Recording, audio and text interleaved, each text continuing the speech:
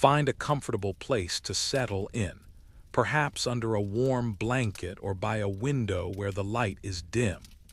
The world outside can be loud, but here, we let the shadows tell their stories at a slower pace. Whether you are closing your eyes for the night, focusing on your work, or simply passing the time, you are in good company. We will wander through the strange, the unexplained, and the quiet corners of the unknown together. You are listening to Ambient Whispers. If these stories brought you comfort, please leave a like.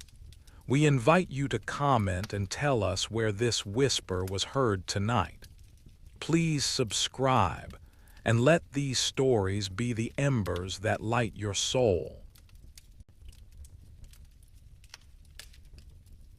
To the visitor at the Messenger, a Point Pleasant mystery hello there and welcome back to Ambient Whisper. I am so glad you could join me tonight. Before we begin, I want you to take a deep breath. Find a place where you can be truly still. Perhaps you are under a heavy quilt, watching the rain against the glass, or maybe you are just settling into a long, quiet walk. Tonight, we are traveling back in time to the year 1967. We are going to a small town called Point Pleasant, nestled right along the Ohio River in West Virginia. It was a time of strange lights in the sky and a feeling that the world was stretching thin at the edges. Our story follows a woman named Mary Hyre. She was a reporter, a seeker of truth, and someone who found herself at the center of a mystery that still lingers in the mountain mists today. Let us settle in and listen to the story of the visitor who came for the files. Chapter 1. The Ink and the River. The winter of 1967 was not just cold, it was heavy. In Point Pleasant, the air often felt thick with the dampness of the Ohio River, a scent of wet stones and ancient silt that clung to the brick buildings of Main Street. Mary Hyre sat at her desk in the offices of the Messenger, the local newspaper where she had spent years documenting the births, deaths, and high school football scores of her neighbors. The office was a comforting clutter of paper and metal. The rhythmic clacking of typewriters provided a steady heartbeat to the room, punctuated only by the occasional ring of a heavy rotary phone. Mary loved this space. It smelled of fresh newsprint, stale coffee, and the faint, sweet scent of tobacco that seemed to live in the floorboards. On this particular evening, the sun had already dipped below the horizon, leaving the sky a bruised purple that faded into a deep, velvety black. Mary pulled her cardigan tighter around her shoulders. She was a woman of sharp mind and kind eyes, someone the townspeople trusted with their secrets. And lately, those secrets had been getting stranger. For months, people had been coming to her with stories of lights that danced over the TNT area, a massive, abandoned explosives manufacturing site from the Second World War. They spoke of a large, winged creature with glowing red eyes. Some called it the Mothman, but to Mary, it was a series of accounts that needed to be recorded with care. She had a special folder for these stories. It was a thick manila envelope kept in the bottom drawer of her desk. Inside were handwritten notes, typed testimonials, and blurry photographs that people had pressed into her hands with trembling fingers. She called it her UFO file, though it contained so much more than just objects in the sky. It was a collection of the unexplainable. The office was quiet now. Most of her colleagues had gone home to their dinners and their televisions. Mary stayed, as she often did, caught in the flow of a story. She was currently typing up a report about a local farmer who had seen a silver craft hovering over his cornfield. The keys of her typewriter struck the paper with a dull thud. THE space LIGHTS, comma, she typed. Were unblinking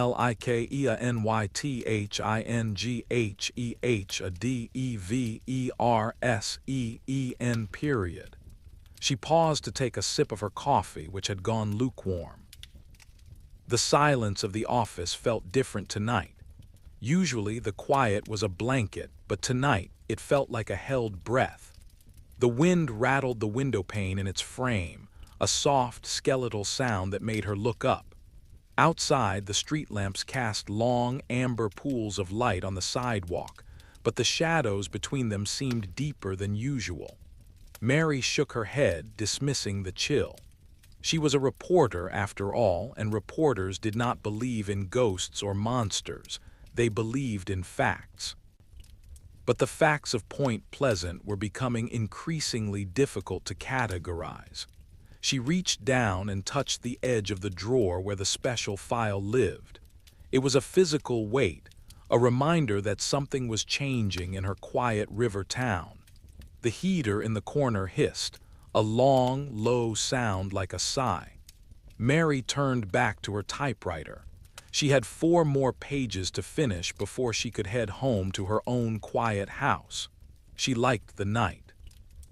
She liked the way the world seemed to slow down, allowing the mind to wander into the corners of thought that were too crowded during the day. But as she began to type again, she heard a sound that didn't belong. It was the sound of the front door opening. It was a heavy door, and it gave a distinct metallic groan whenever it was pushed. Mary looked at the clock on the wall. It was nearly 8 o'clock. The office was closed to the public at 5. She assumed it was perhaps the janitor or one of the editors returning for a forgotten set of keys. She waited for a greeting, for the familiar sound of heavy boots on the linoleum, but there was only silence. A long, unnatural silence that seemed to stretch the seconds into minutes. Chapter 2. The shadow in the doorway. Mary sat very still, her fingers hovering over the keys of her typewriter. She listened. The silence was not empty. It was filled with the faint, electric hum of the overhead fluorescent lights. Then she heard it. A soft, sliding step. It wasn't the sound of a leather sole or a heavy boot. It was more like the sound of silk rubbing against wood. She turned in her swivel chair, the metal casters squeaking softly. Standing in the doorway of her small office was a man. He was tall, remarkably so, and he seemed to fill the frame of the door in a way that felt imposing yet strangely fragile. He wore a suit that appeared to be made of a dark, shimmering material, almost like the skin of a shark. It was a shade of black that seemed to absorb the dim light of the office rather than reflect it. Mary cleared her throat, her voice steady despite the sudden thump of her heart. "Can I help you?" she asked. "We are closed for the evening." The man did not move at first. He stood perfectly still, his arms hanging straight down at his sides. Mary noticed his hands. His fingers were unusually long, tapering to points that seemed too delicate for a man of his stature. They were pale, almost translucent, and they did not twitch or move. When he finally spoke, his voice was thin and melodic with a strange, mechanical cadence. It sounded as though he were reciting words he had learned from a record player. "I am looking for Mary Hire," he said. "I am Mary," she replied, standing up slowly. She smoothed her skirt, trying to reclaim her professional composure. "To whom am I speaking?" The man stepped into the light of her desk lamp, and Mary felt a cold prickle of unease crawl up her spine. His face was frozen in a fixed, wide expression. It wasn't quite a smile, but his lips were pulled back slightly, revealing teeth that were perfectly white and perfectly straight. His eyes were large and dark, and they did not seem to blink. He looked like a man who was wearing a mask of himself. "My name is not important," the man said. His voice seemed to come from somewhere deep inside his chest. "I have heard that you are the keeper of the stories of the lights and the things that fly." Mary felt a protective instinct over her work. She stepped closer to her desk, her hand resting near the drawer where the UFO files were kept. "I am a reporter," she said. "I write about what the people of this town see. If you have a story to share, you are welcome to sit down." The man did not sit. He remained standing, his long fingers now resting lightly on the edge of her wooden desk. Mary noticed that he did not seem to be breathing in the way a normal person would. His chest did not rise and fall. He was like a statue that had somehow learned the art of speech. "I do not have a story," the man said. "I have an interest. I would like to see the files you have collected. The reports from the TNT area. The descriptions of the one with the red eyes." Mary narrowed her eyes. "Why would you want to see those? They are private accounts given to the newspaper." The man's fixed expression did not change, but his head tilted slightly to the side, a bird-like movement that felt entirely alien. "Information should be shared with those who understand its value," he said. "You are recording things that are not yet understood by your people. It would be wise to allow me to review them." Mary felt a surge of defiance. She had spent months building trust with the witnesses. She had listened to their fears and their wonder. She was not about to hand over their experiences to a stranger who appeared out of the dark with unblinking eyes and a suit made of shadows. "I'm afraid I can't do that," Mary said firmly. "If you are not a member of the press or a law enforcement official, those files are not for your eyes." The man leaned forward, and Mary noticed a faint, metallic smell clinging to him, like the scent of an old penny or a cold engine. His long fingers tapped once, twice on the surface of the desk. The sound was sharp, like a pebble hitting a window pane. "You are a brave woman, Mary Hire," the man said, "but bravery is often a mask for a lack of understanding. The things you are writing about are older than this town. They are older than the river." He then began to recite facts about Mary's life. He spoke of her childhood, the name of her first pet, the exact date she had started working at the Messenger. He spoke in that same flat, melodic tone, listing the details of her existence as if he were reading a grocery list. Mary felt a cold sweat break out on her forehead. How could this stranger know these things? "Why are you doing this?" she whispered. The man stopped speaking and pulled his hand back from the desk. His fixed expression seemed to tighten.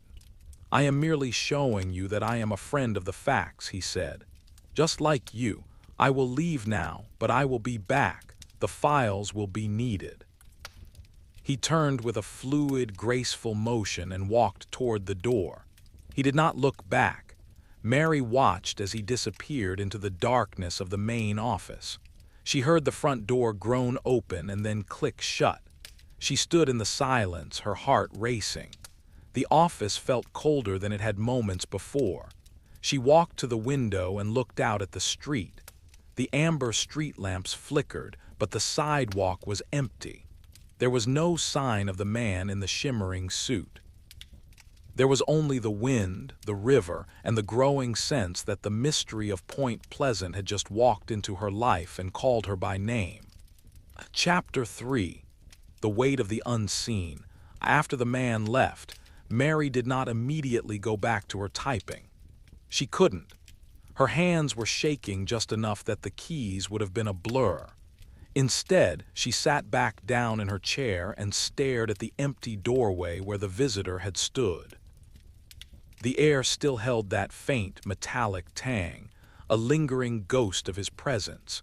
She took a long, slow breath, trying to ground herself in the reality of the room. There was her coffee mug with a small brown ring at the bottom. There was her calendar with appointments for a bake sale and a city council meeting. These were the things that made up her life. But the man with the long fingers had sliced through that normalcy with terrifying ease. Mary reached down and opened the bottom drawer. She pulled out the manila envelope. It felt heavier tonight, as if the stories inside had gained mass. She began to flip through the pages. Here was the account from the Mallet and Scarberry families, who had been chased by the winged creature near the TNT area. Here was the report from the local mechanic who had seen his car engine die for no reason as a bright light passed overhead. She realized then that the visitor hadn't just wanted the information. He wanted the connection. He wanted to know who else was paying attention. The next morning, the sun rose over the Ohio River, casting a pale, wintry light through the office windows. Mary arrived early before the rest of the staff. She wanted to see if there were any physical traces of her visitor. She examined the floor near the doorway. There were no scuff marks, no dirt, not even a stray thread from that strange, shimmering suit. It was as if he had floated across the room. She went to her desk and looked at the wood where his long fingers had rested. She expected to see a fingerprint, a smudge of oil, something to prove he was human. But the surface was perfectly clean. In fact, it looked polished. Throughout the day, Mary found it hard to focus. Every time the front door opened, she looked up, her breath catching in her throat. She expected to see that fixed, frozen expression again. But it was only the mailman, or a local businessman wanting to place an ad for a tractor sale. She decided to visit her friend, John Keel. John was a writer from New York who had moved to Point Pleasant to investigate the strange happenings. He was a man who lived in the world of the odd and the unexplained, and Mary felt he was the only one who might understand. She found John at the local diner, sitting in a booth with a mountain of notes and a half-eaten piece of pie. He looked tired, his eyes shadowed with the same kind of restless energy that Mary was currently feeling. "John," she said, sliding into the booth across from him, "I had a visitor last night." John looked up, his interest immediately sharpened. "A visitor? Tell me everything, Mary." She described the man in detail, the shimmering suit, the long fingers, the fixed expression, and the way he knew things about her that no stranger should know. As she spoke, John's expression went from curious to deeply concerned. "He didn't blink?" John asked, leaning forward. "Not once," Mary replied, and he spoke as if he were a machine. "He wanted the files, John. He wanted the UFO reports." John nodded slowly, his fingers tapping a rhythm on the Formica tabletop. "You've met one of them, Mary. Some people call them the men in black, though they don't always wear black. They are the observers, the ones who show up when the veil gets thin." "The veil?" Mary asked. "What do you mean?" John sighed and looked out the window at the gray sky. "Point Pleasant is a special place right now, Mary. It's like a window that has been left cracked open. Things are coming through, things that don't belong here, and those men, they are like the curators of the mystery. They want to make sure the wrong people don't see too much. Or perhaps they are just making sure the right people stay scared." Mary felt a cold shiver. "I'm not scared," she said, though she knew it wasn't entirely true. "I'm a reporter. I have a job to do." John reached across the table and touched her hand. "Just be careful, Mary. These visitors, they aren't bound by the same rules we are. They don't want the truth to be told. They want the truth to be managed." Mary left the diner feeling more unsettled than before. She walked back to the messenger office, the wind whipping her hair across her face. As she crossed the street, she noticed a car parked near the curb. It was a large, black sedan, the kind that looked brand new yet out of date at the same time. The windows were tinted so darkly that she couldn't see who was inside. She paused, her heart hammering. The car sat idling, a low, rhythmic thrumming sound coming from the engine. She walked past it, her eyes fixed straight ahead. She could feel eyes on her, a heavy, cold gaze that seemed to press against her back. When she reached the safety of the office, she looked back. The black car was gone. The street was empty. Chapter 4. The whispers in the wire of the days that followed were a blur of nervous energy. Mary continued her work, but the sense of being watched never left her. The phone at the office began to behave strangely. Sometimes, when she picked up the receiver to make a call, she would hear a series of high-pitched beeps and whirs, followed by a sound like a heavy breath. "Mary," a voice would whisper, though it was so faint she couldn't be sure it was real. "Who is this?" she would ask, her voice shaking. There would be no answer, only the sound of a long, metallic click, and then the dial tone would return. One evening, about a week after the first visit, Mary was at home. She lived in a modest house with a small porch and a garden that was currently sleeping under a layer of frost. She was sitting in her living room, a cup of herbal tea in her hand, trying to read a book to distract herself from the quiet. The silence of the house was interrupted by a sharp, rhythmic tapping on her front window. It wasn't the sound of a branch or the wind. It was deliberate. 3 taps, a pause, and then 3 more. Mary stood up, her tea cooling on the side table. She walked to the window and pulled back the curtain just an inch. Standing on her porch was the man in the shimmering suit. In the pale moonlight, he looked even more ethereal. The light reflected off his suit in strange, oily patterns of green and purple. He was looking directly at the window, his fixed expression unchanged. He held up his hand, his long, pale fingers splayed against the glass. Mary felt a wave of fear, but she also felt an incredible surge of anger. This was her home. This was her sanctuary. She walked to the door and threw it open. "What do you want?" she shouted into the cold night air. The man didn't flinch. He remained standing on the porch, his hand still raised as if he were measuring the air. "The files, Mary Hire," he said in that thin, melodic voice. "The information is not for the public. It is causing a disturbance." "You're the one causing a disturbance," Mary retorted. "Leave me alone or I'm calling the sheriff." The man stepped closer, and Mary noticed that his feet made no sound on the wooden boards of the porch. His eyes seemed to glow with a faint, internal light like the embers of a dying fire. "The sheriff cannot help you with things he does not believe in," the man said. "We are the ones who decide what is real. You are merely a witness. Give me the files and the phone calls will stop. The visitors will stop." Mary looked him in the eye. She saw no humanity there, no warmth, no spark of a soul. She saw only a vast, cold intelligence that viewed her as nothing more than a curious insect. "No," she said, her voice dropping to a whisper, "I won't give them to you. People have a right to know what's happening to them. They have a right to be heard." The man's fixed expression seemed to stretch even wider, a terrifying parody of a grin. "Rights are a human invention," he said. "They do not exist in the dark." He turned and walked down the steps, disappearing into the shadows of the trees before he even reached the sidewalk. Mary slammed the door and locked it, her breath coming in ragged gasps. She leaned against the wood, the coldness of it seeping through her blouse. She knew then that this wasn't just about a few reports of lights in the sky. This was a battle for the narrative of Point Pleasant. The visitors wanted to own the mystery, to keep it tucked away in the shadows where it couldn't be examined.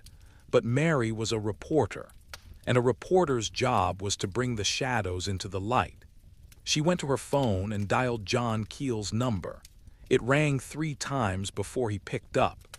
"John," she said. "He was here again, at my house." There was a long pause on the other end of the line. "Mary, listen to me very carefully," John said, his voice low and urgent. "You need to come to my hotel. Don't stay there alone tonight. They're ramping up the pressure. Something is coming, Mary. I can feel it in the air. The river is restless." "I'll be there in 10 minutes," Mary said. She grabbed her coat and her purse, but before she left, she went to the hidden spot in her hallway where she had tucked away a copy of the UFO files. She tucked the folder under her arm, feeling its weight like a shield. She stepped out into the night, the cold air stinging her cheeks, and ran for her car. Chapter 5. The gathering storm. The hotel where John Keel was staying was an old, grand building that had seen better days. Its lobby was filled with heavy velvet curtains and the smell of floor wax. Mary found John in the lounge, a small room with a fireplace that was currently roaring with a cheerful orange flame. John looked relieved to see her. He poured her a glass of water and gestured for her to sit in one of the deep leather armchairs. "You're safe here," he said. "There are too many people around for them to try anything overt." "Who are they, John?" Mary asked, her voice weary. "Truly, who are they?" John leaned back, watching the flames. "Some call them extraterrestrials, some call them interdimensional beings. I think they are part of the Earth's own defense mechanism. Or perhaps they are just the caretakers of a reality we aren't supposed to understand. They appear whenever a location becomes a nexus of high strangeness. And Point Pleasant, well, it's becoming a very busy place." Mary looked at the folder in her lap. "Why do they care about my files? They must know everything already." "It's not about the facts," John said. "It's about the record. If you publish these stories, you give them a shape. You make them part of human history. They want to keep the events fluid, keep them as rumors and whispers. Once something is written down and believed by many, it becomes harder for them to control the outcome." "What outcome?" Mary asked. John shook his head. "I don't know yet, but the Mothman sightings, the lights, the visitors, it's all building towards something. It's like a pressure cooker, Mary, and the valve is about to blow." They sat in silence for a long time, the only sound the crackling of the fire and the distant murmur of other guests in the lobby. Mary felt a strange sense of peace in the hotel. It was a temporary reprieve from the haunting presence of the man in the shimmering suit. As the night wore on, Mary found herself drifting into a light sleep. She dreamed of the river. In her dream, the water was black and silver, churning with a life of its own. She saw the silver bridge, the great structure that connected Point Pleasant to Ohio, stretching across the water like a giant's ribcage. In the dream, the bridge was covered in those same shimmering lights she had seen in the sky. And standing at the very top of the highest pylon was the man with the long fingers, his fixed expression looking down at the town like a silent observer of a coming storm. She woke with a start as the clock in the lobby struck midnight. John was still awake, staring at a map of the TNT area he had spread out on the coffee table. "Are you all right?" he asked gently. "I had a dream about the bridge," Mary said, rubbing her eyes. John didn't look surprised. "A lot of people are having dreams about the bridge lately, Mary. It's becoming a focal point. They spent the rest of the night talking, planning how to document the events more thoroughly." Mary realized that she couldn't just be a passive recorder anymore. She had to be an investigator. She had to understand why Point Pleasant had been chosen. The next morning, Mary returned to the Messenger. She felt a new sense of purpose. She spent the day interviewing more witnesses, including a group of teenagers who had seen a giant bird-like creature near the old bunkers. She took meticulous notes, recording every detail, no matter how small or strange. As the sun began to set again, Mary felt the familiar prickle of unease. She looked toward the front door, expecting the visitor. But he didn't come. Instead, she received a phone call. When she picked up the receiver, there was no dial tone. There was only the sound of 1,000 whispering voices, all speaking at once in a language she didn't understand. And then a single voice broke through the static. "The bridge," the voice said, "December 15th. "Remember the date, Mary Hire." The line went dead. Mary stared at the phone, her heart cold. December 15th. That was only a few days away. She looked at her calendar, the numbers blurring before her eyes. She knew then that the visitor wasn't just interested in her files. He was a harbinger. He was a warning. And the story of Point Pleasant was about to take a turn that no one, not even a seasoned reporter like Mary, could have ever imagined. Chapter 6. The cold breath of the Ohio. The days leading up to mid-December were filled with an atmosphere that Mary could only describe as brittle. It felt as though the very air might crack if someone spoke too loudly. The reports of the Mothmen continued to pour in, but they were different now. The witnesses weren't just scared, they were exhausted. They spoke of a heavy, oppressive feeling that followed them, a sense of impending doom that they couldn't shake. Mary walked down to the banks of the Ohio River on the morning of the 14th. The water was a dark, churning gray, carrying chunks of ice and debris from upstream. The silver bridge loomed over the water, its steel girders coated in a thin layer of frost. It looked beautiful and terrifying all at once, a testament to human engineering spanning the wild, unpredictable power of the river. She stood there for a long time, watching the cars cross back and forth. Families going to work, trucks carrying coal, people living their lives in the shadow of a mystery they didn't fully comprehend. She thought about the voice on the phone. December 15th. She felt a hand on her shoulder and jumped. It was John Keel. He was wrapped in a heavy trench coat, his face pale and drawn. "You're thinking about it too," he said. "The date?" Mary asked. "Yes," John replied. "I've been getting calls too. Strange messages, predictions of disasters in other parts of the world that actually come true. They're trying to prove their power, Mary. They're trying to show us that they see the timeline while we only see the moment." "Why the bridge?" Mary asked, looking up at the massive structure. "Bridges are transitions," John said softly. "They are neither here nor there. They are the perfect place for a thinning of the world." They walked along the riverbank in silence for a while. The wind was biting, carrying the scent of snow. Mary thought about her visitor, the man with the long fingers. She hadn't seen him since the night on her porch, but she felt him everywhere. She felt him in the flicker of the streetlights and the static on the radio. He was the shadow that refused to leave. "I'm going to stay at the office late tomorrow," Mary said. "I want to be there. I want to see if he comes back." John nodded. "I'll be near the bridge. We have to document whatever happens, Mary, for the people who can't see it yet." That night, Mary didn't sleep well. She kept hearing the sound of the metallic click from her telephone. She kept seeing those unblinking, dark eyes in the corners of her room. When she finally did fall into a fitful slumber, she dreamed of the visitor again. He was standing in the middle of the silver bridge, his long fingers wrapped around the steel cables. He wasn't smiling this time. He was waiting. The morning of December 15th arrived with a heavy fog that clung to the town like a shroud. Mary went to the messenger and tried to work, but her mind was elsewhere.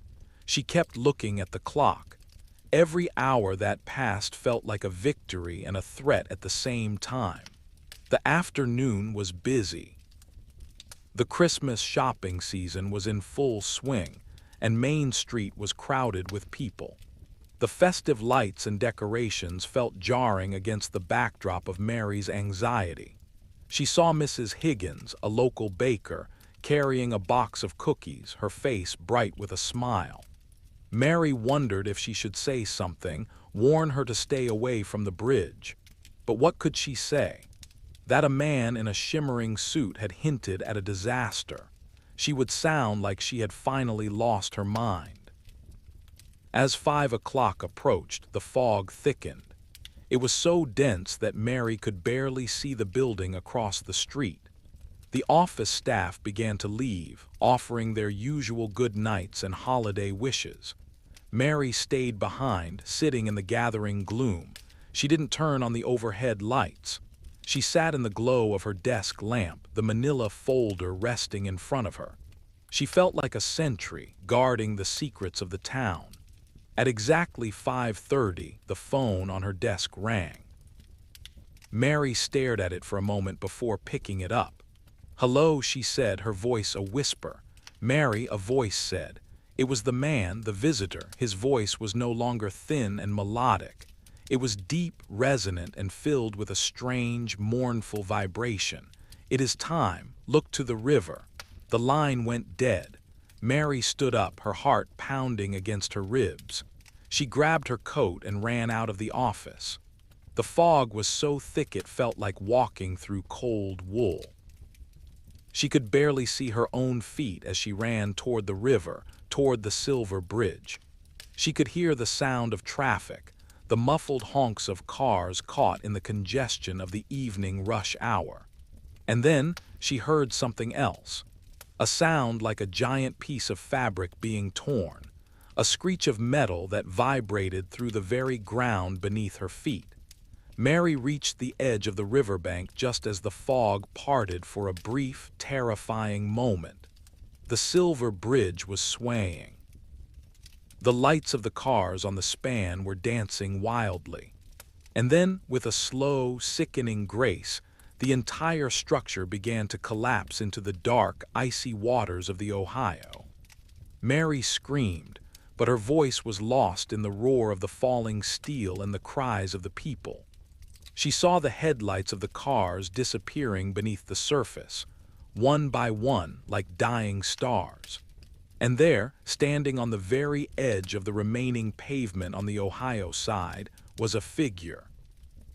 Even through the mist and the chaos, Mary knew who it was, the man in the shimmering suit. He was standing perfectly still, his long fingers at his sides, watching the destruction with his fixed, frozen expression. He looked across the gap of the broken bridge, and for a split second, Mary felt his gaze lock onto hers. There was no pity in those eyes. There was no malice. There was only the cold, silent observation of a witness who had already seen the end before it began. Then the fog closed in again and he was gone. Chapter 7. The silence of the snow, or the roar of the collapse, did not end all at once. It echoed off the hills, a deep, tectonic groan that seemed to travel through the very mud Mary stood upon. And then there was the silence. It was a thick, heavy thing, far more terrifying than the noise that had preceded it. The fog, which had briefly parted to reveal the tragedy, began to knit itself back together, swirling in soft, gray ribbons over the spot where the silver bridge had once been. Mary stood on the bank, her hands gripped so tightly into fists that her nails bit into her palms. She couldn't move. She couldn't speak.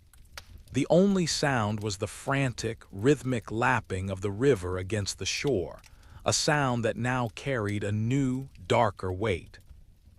Somewhere in the distance, a dog began to bark, a lonely, persistent sound that cut through the mist. She looked down at her feet. The slushy mud was stained a deep, bruised color by the reflection of the emergency lights that were already beginning to flicker in the distance. The town was waking up to the nightmare. She heard the first sirens, a low, mournful wail that grew louder with every passing second. They sounded like voices crying out in the dark. Mary thought of the man in the shimmering suit.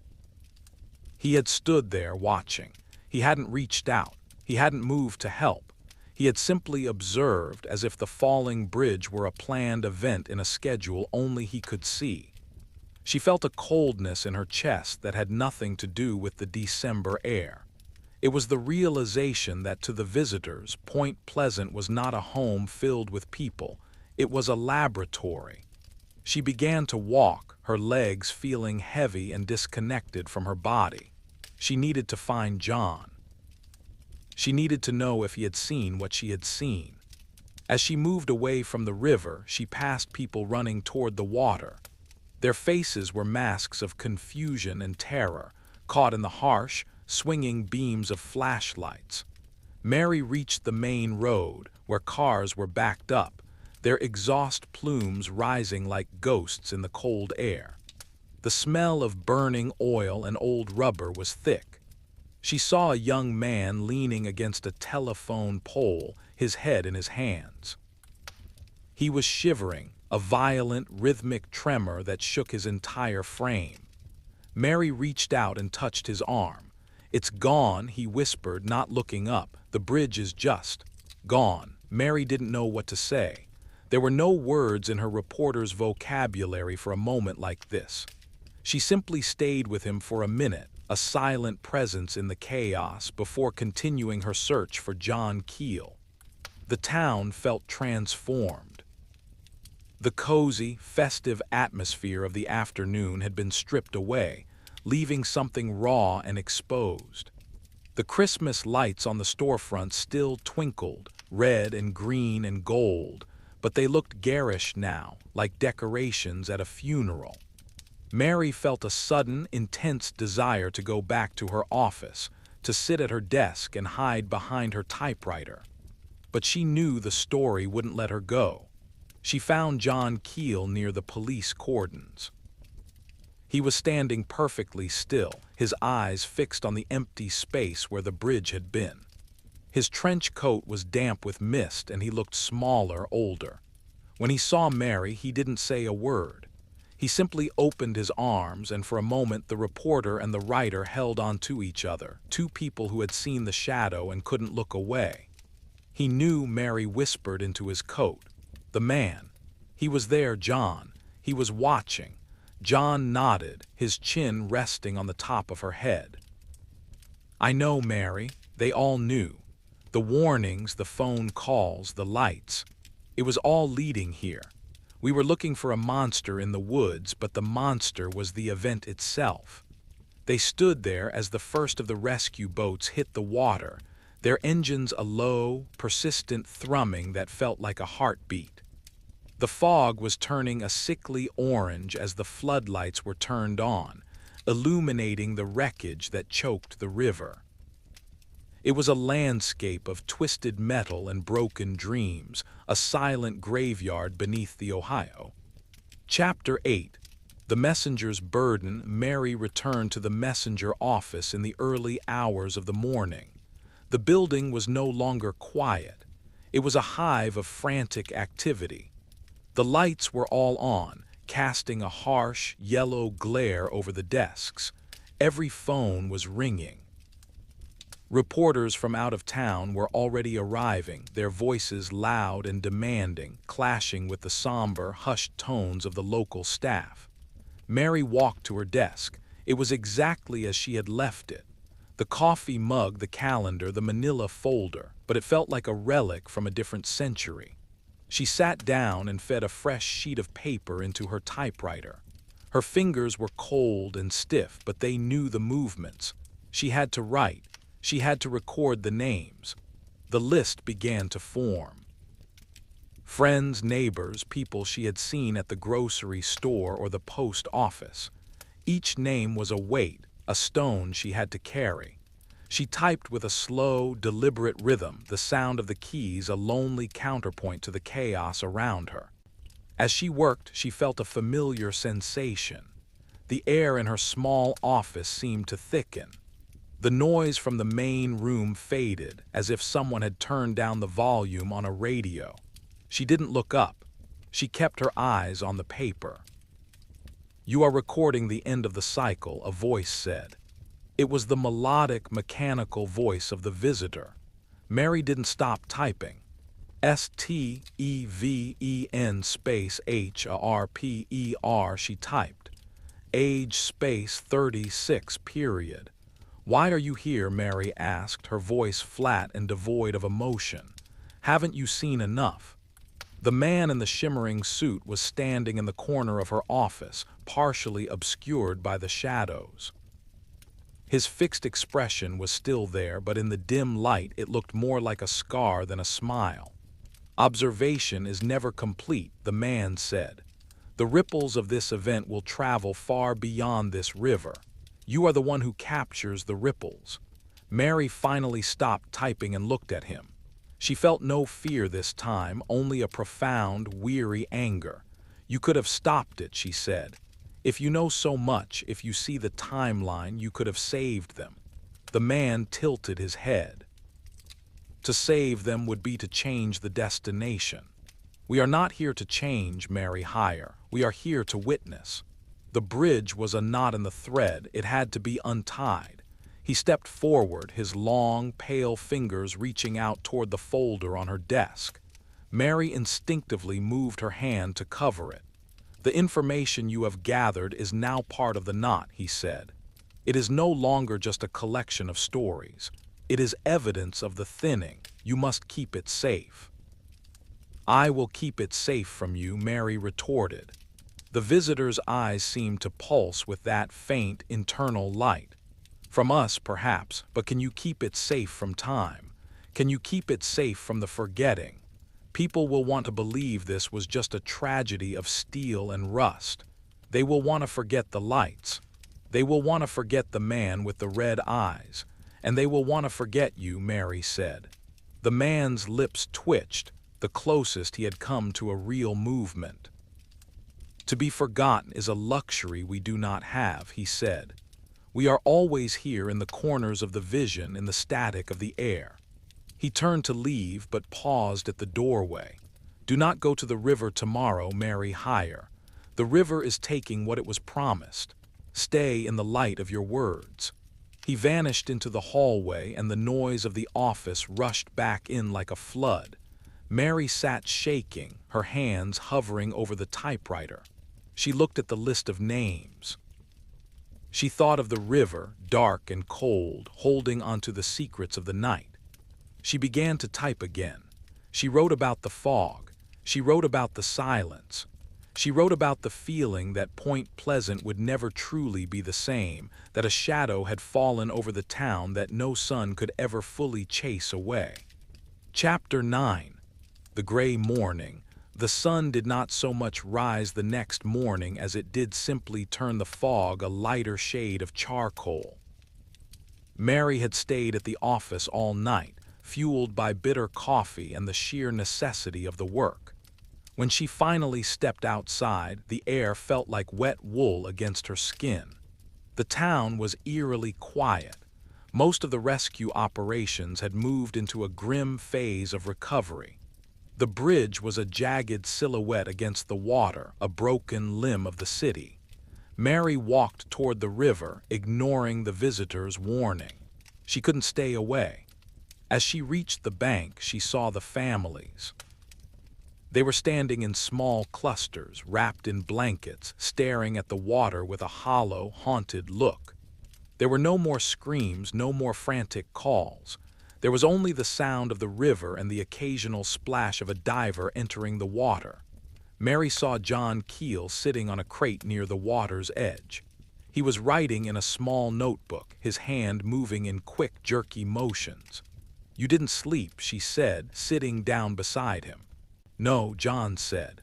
"I spent the night listening to the radio." "The static is gone, Mary.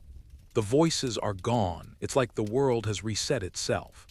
"The visitor came to see me again," Mary said, "at the office." John looked at her, his eyes red-rimmed. "What did he say?" "He said the bridge was a knot that had to be untied. He said we shouldn't forget the lights." John looked out at the wreckage. "He's right about that. The world will try to explain this away. They'll find a crack in the steel, a flaw in the design, and they'll be right in a way. But they won't talk about the man on the bridge. They won't talk about the phone calls or the bird with the red eyes." "We will," Mary said. "Yes, we will," John agreed. "But we'll be the ones they call crazy. We'll be the ones who live in the shadows of the truth." They sat there for a long time, watching the gray water. Mary thought about the folders in her desk. She thought about the hundreds of hours she had spent listening to people's stories. She realized that her job wasn't just to report the news. It was to be a lighthouse. In a world where things like the visitors could exist, where bridges could fall and lights could dance in the sky, people needed a point of reference. They needed to know that someone else had seen it too. A small boat pulled up to the shore, and a group of men in heavy coats began to unload something covered in a tarp. A hush fell over the crowd. Mary looked away, her heart aching for the town she loved. She felt a strange sensation, like a warm breeze in the middle of the winter. She looked up and saw a single bird circling high above the river. It wasn't the Mothman. It was just a bird, a hawk or a crow, soaring on the thermals of the cold morning. It looked free. It looked like it belonged to a world that was simple and bright. Mary stood up and brushed the dampness from her coat. "I have to go back," she said. "I have more names to type." "Go," John said. "I'll stay here a while longer. I want to see if the river has anything else to say." As Mary walked back toward Main Street, she passed the spot where she had seen the man in the shimmering suit the night before. The ground was clear. There were no footprints in the mud. There was only the cold, damp earth of West Virginia, holding onto its mysteries with a stubborn, silent grip. Chapter 10. The fading echoes. Weeks passed, and the immediate shock of the tragedy began to settle into a deep, communal grief. The national news crews left, their cameras and bright lights replaced by the steady, quiet work of the engineers and investigators. Point Pleasant was left to piece itself back together. Mary Hyre stayed at the center of it all. She became the unofficial archivist of the disaster, the person people came to when they needed to talk about what they had lost. Her office at the Messenger became a sanctuary. One afternoon in late January, Mary was filing away the final reports of the investigation. The manila folder was now part of a much larger collection, a series of boxes that sat in the corner of her office. The window was dusted with snow, and the radiator hummed a comforting, steady tune. The phone rang. Mary picked it up, expecting a call from the sheriff or a local business. "Hello," she said. There was a long silence on the other end, and then the sound of a soft, rhythmic clicking. "The cycle is complete, Mary Hyre," the voice said. It was the visitor, but his voice sounded distant, as if he were calling from the bottom of a deep well. "Where are you?" Mary asked, her voice calm. "I am where I have always been," the voice replied, "in the places you do not look. The window is closing, the lights will fade."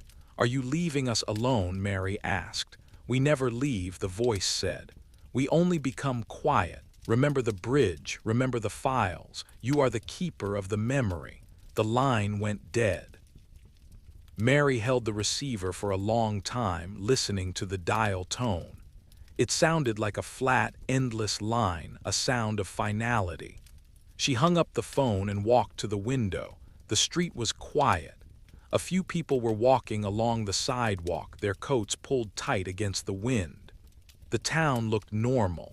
It looked like any other small town in America. But Mary knew better. She knew that beneath the surface, there was a layer of experience that would never truly be explained. She went to her desk and opened the manila folder one last time. She looked at the drawings of the creature, the descriptions of the lights, and the notes about the man with the long fingers. She realized that she wasn't afraid anymore. The mystery hadn't broken her, it had sharpened her. It had taught her that the world was much larger and much stranger than she had ever imagined. She took a pen and wrote a final note on the inside of the folder. "We were here," she wrote. "We saw the lights. We heard the voices. And we remember." She closed the folder and tucked it away in the box. She turned off her desk lamp and stood in the soft, blue light of the winter evening. The office was peaceful. The shadows were just shadows. Mary put on her coat and walked out of the building. She walked down to the river, to the spot where the bridge had once stood. The water was calm now, reflecting the first few stars that were appearing in the sky. She stood there for a long time, breathing in the cold, clean air. She felt a sense of peace, a quiet, meandering feeling that settled over her like a soft blanket. The story of Point Pleasant was still being written, but for now, the chapters of The Visitor and the Bridge were closed. She turned and walked home, her footsteps light on the frozen ground. The town was sleeping, tucked into the hills, and the river, a place of secrets and stories, waiting for the next morning to arrive. Chapter 11. The Long Memory. In the years that followed the events of 1967, Mary Hyre remained a pillar of the Point Pleasant community. She continued her work at the Messenger, documenting the life of the town with the same care and dedication she always had. But the story of the Mothman and the Silver Bridge never truly left her. She often spoke with John Keel, who had moved back to New York but remained obsessed with the events they had witnessed. They would talk for hours on the phone, analyzing new reports of strange lights from other parts of the world, trying to find a pattern in the chaos. Mary noticed that the town had changed in subtle ways. There was a quietness in the people, a shared understanding that didn't need to be put into words. They had lived through something unexplainable, and it had forged a bond that was stronger than any tragedy. The TNT area remained a place of mystery.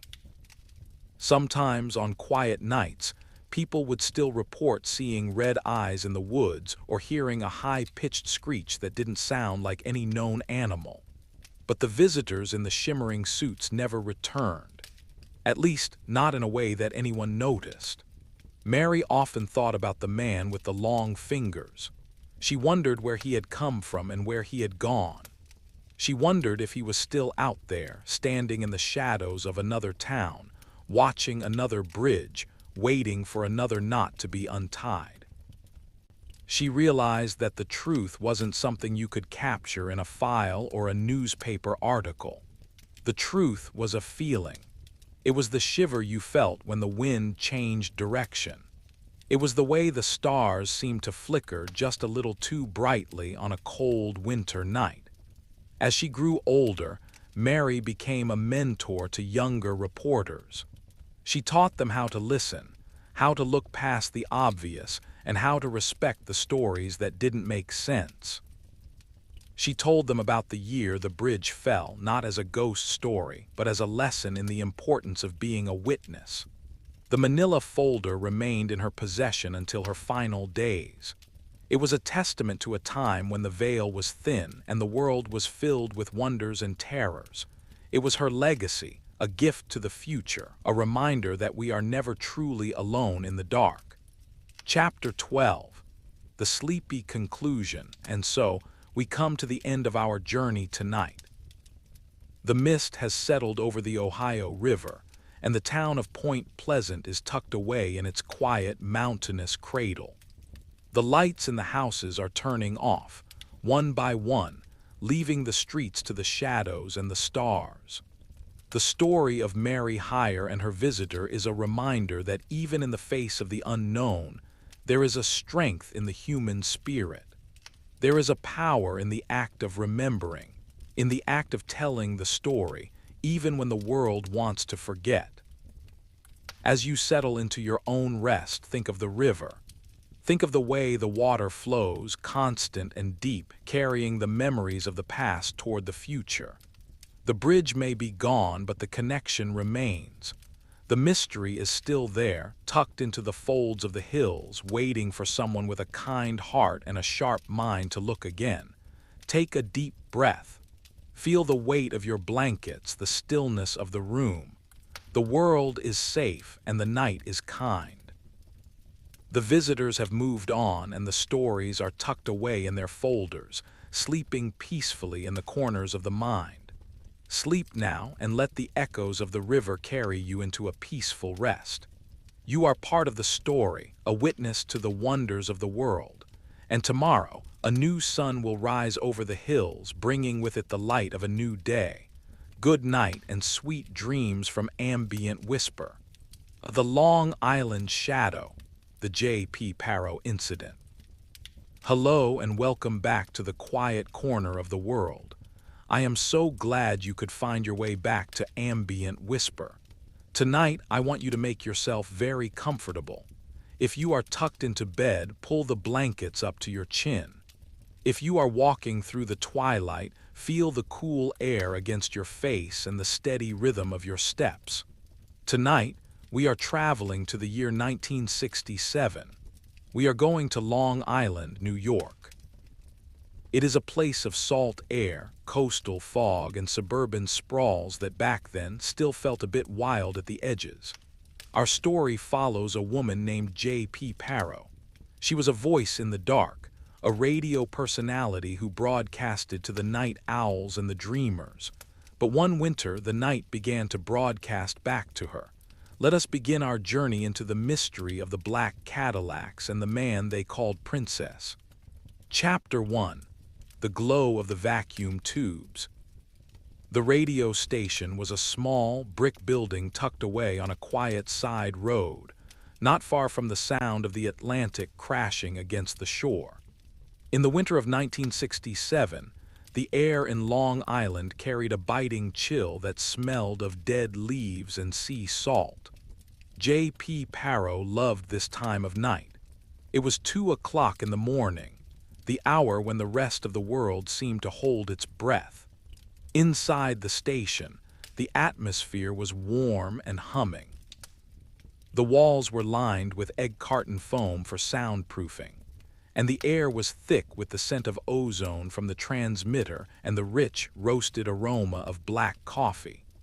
Jaye sat in her high-backed swivel chair, the velvet fabric worn smooth by years of late-night shifts.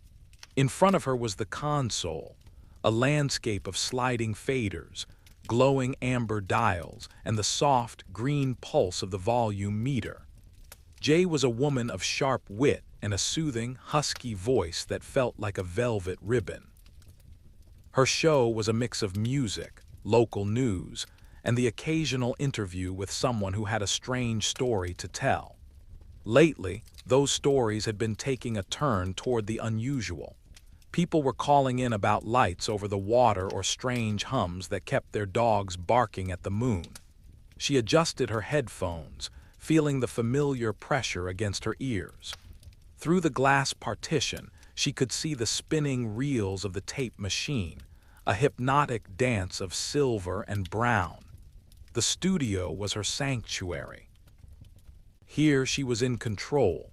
She could talk to thousands of people she would never meet, sharing the intimacy of the dark hours.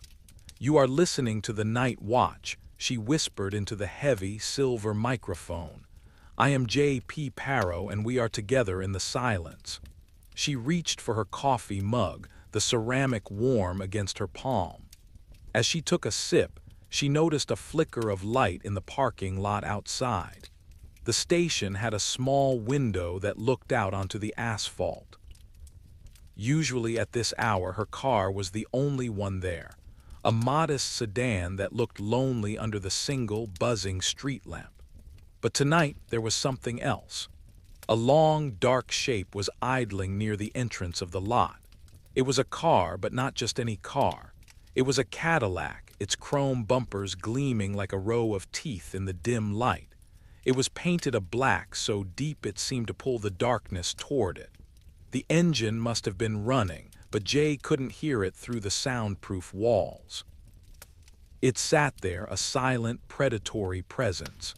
She watched it for a long time, her finger hovering over the button to start the next record. The Cadillac didn't move. No one got out. No one turned on the interior lights to check a map. It just existed there, a shadow within a shadow. Jaye felt a small, cold finger of unease trace its way down her spine. She pushed the thought away, telling herself it was just someone looking for a place to pull over and rest. Long Island was full of travelers. But as she started the next track, a slow, swaying jazz piece, she couldn't help but look back at the window. The Cadillac was gone. There were no taillights fading into the distance, no sound of tires on gravel. The parking lot was empty again, save for her own car and the pool of amber light. She shivered, turning up the heater in the booth. The hum of the vacuum tubes felt a little less comforting than it had moments before. Chapter 2. The Tale of the Black Sedan. The following evening, the fog had rolled in from the Atlantic. It was a thick pea-soup mist that muffled the sounds of the world and turned the street lamps into blurry, glowing orbs. Jaye finished her shift at 4 in the morning. She gathered her purse and her notes, the paper crinkling in the quiet office. She stepped out of the station and into the cold. The dampness immediately clung to her hair and her coat. She walked quickly to her car, her keys janking in her hand. The silence of the night felt heavy, as if the fog were made of something denser than water. As she pulled out of the parking lot and onto the main road, she checked her rearview mirror. The fog made it difficult to see, but she noticed 2 pinpricks of light behind her. They were spaced wide apart, suggesting a large vehicle. She maintained a steady speed, 35 miles per hour, winding her way through the coastal backroads. The lights stayed with her. When she turned left toward the village, the lights turned left. When she took the long, straight stretch past the darkened marina, the lights remained at a constant distance. They didn't close in and they didn't fall back. It was a perfect mechanical pursuit.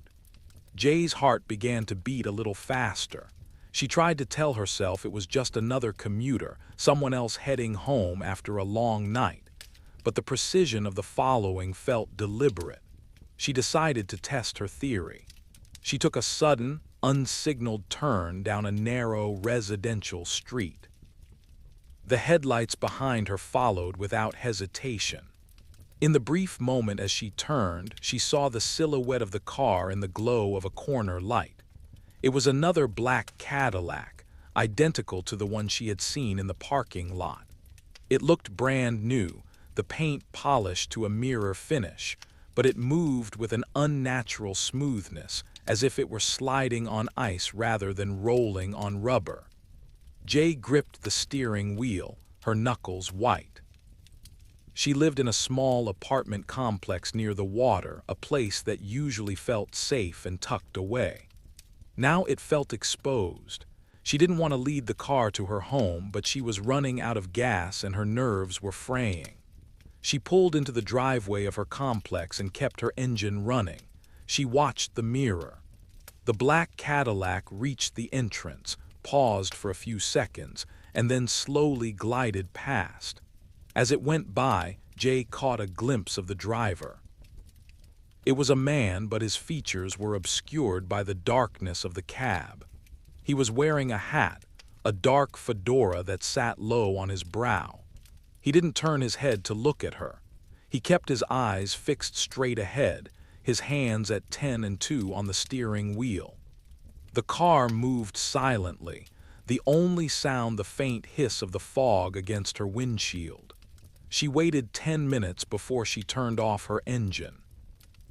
She ran from her car to the front door of her building, her breath coming in short, ragged gasps.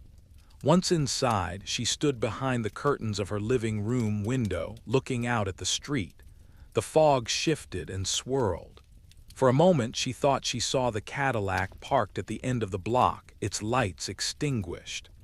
But then the mist thickened and the road disappeared. Jaye locked her door and leaned against it, the cold of the metal handle seeping into her palm. She realized then that her show wasn't the only thing being broadcast into the night. Someone was listening to her life. Chapter 3.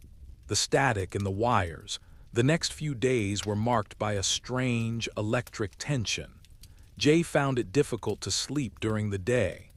Every time a car drove past her apartment, she found herself at the window, checking for the long, black silhouette of a Cadillac. She felt as though the world had become a stage, and she was the only actor who didn't know the script. When she went back to the station for her Wednesday night shift, the atmosphere felt different. The usual comfort of the booth was gone, replaced by a sense of being trapped. She felt the weight of the transmitter tower outside, reaching up into the dark like a giant finger.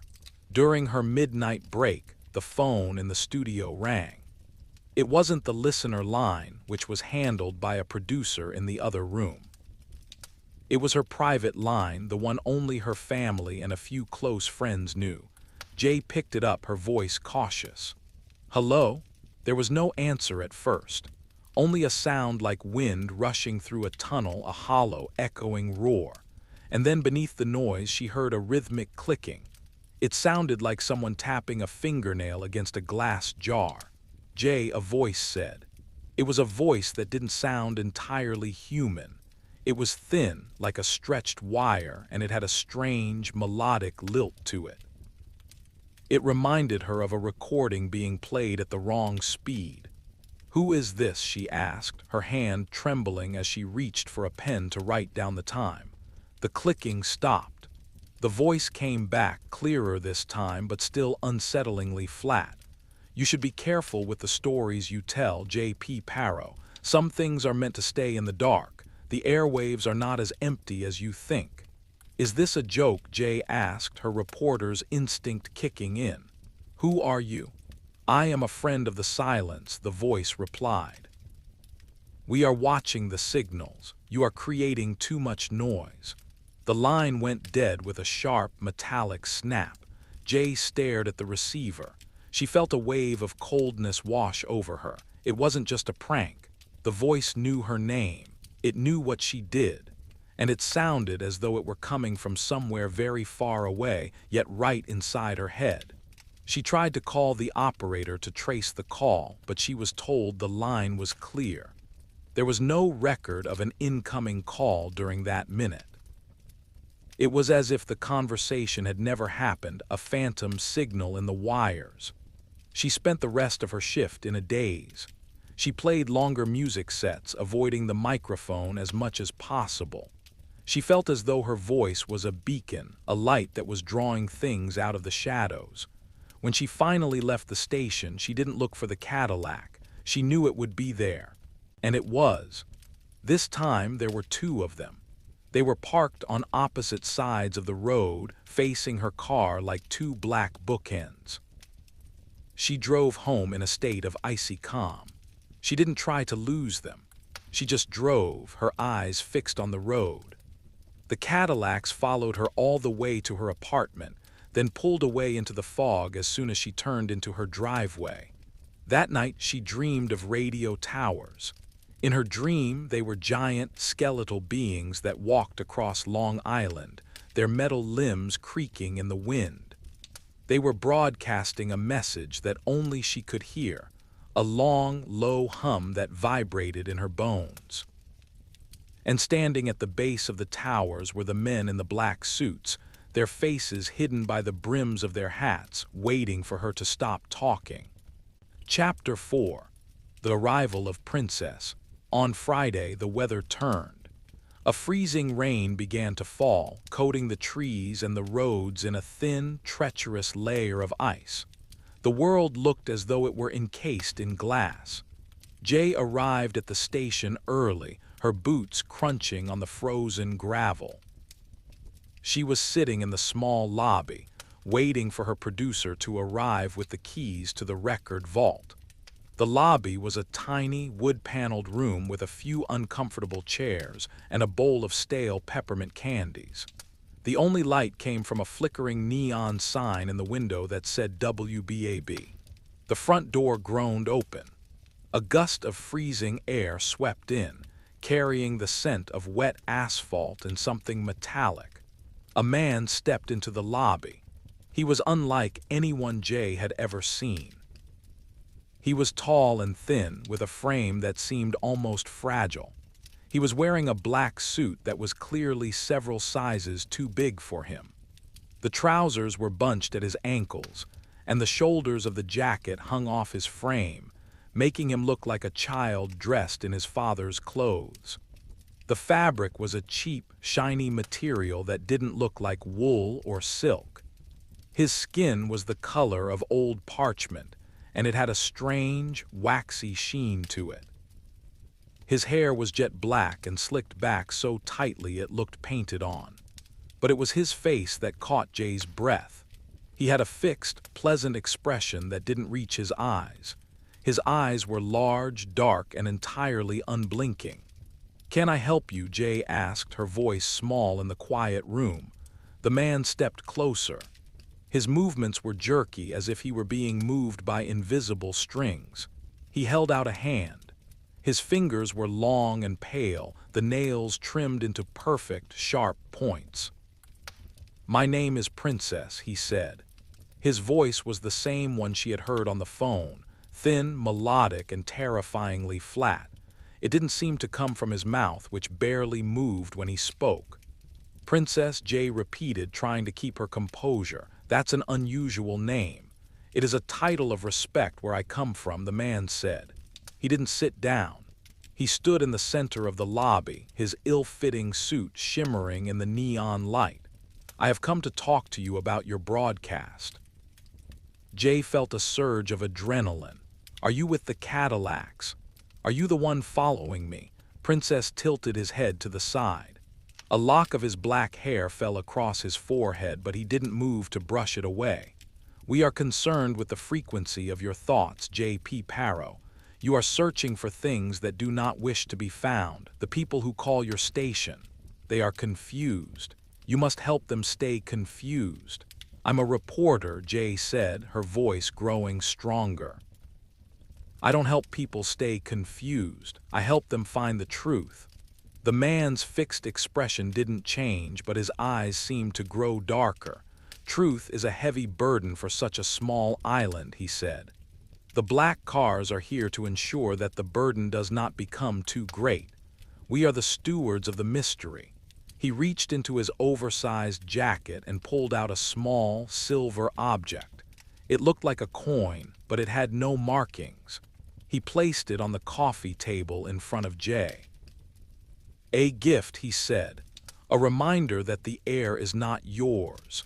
Before Jaye could respond, the man turned and walked back out into the freezing rain. He didn't run, he didn't hurry. He just glided out the door and disappeared into the gray mist. Jaye ran to the window.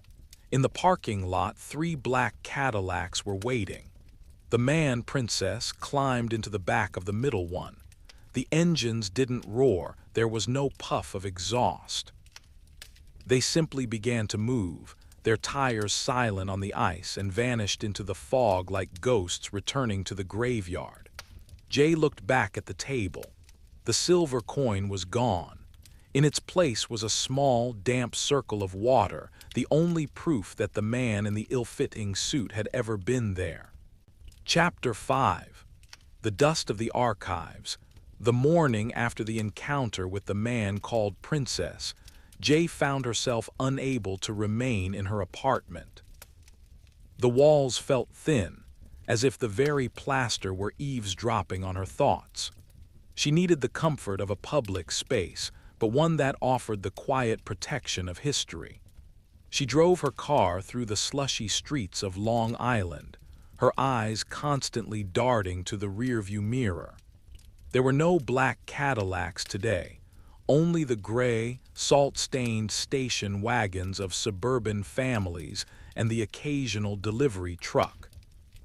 She pulled up to the local library, a sturdy stone building that smelled of floor wax and old, damp wool. It was a place where time seemed to slow down, preserved in the rows of leather-bound books and the silent, focused energy of the patrons. Jaye loved the library. It was the physical version of her radio booth, a place where information was curated and kept safe. She made her way to the back of the building, toward the local history archives. The librarian, a woman named Mrs. Gable who had a habit of peering over her spectacles, nodded a silent greeting. Jaye headed straight for the microfiche machines. She wanted to know if anyone else in Long Island had reported visitors like Princess or cars that moved like shadows.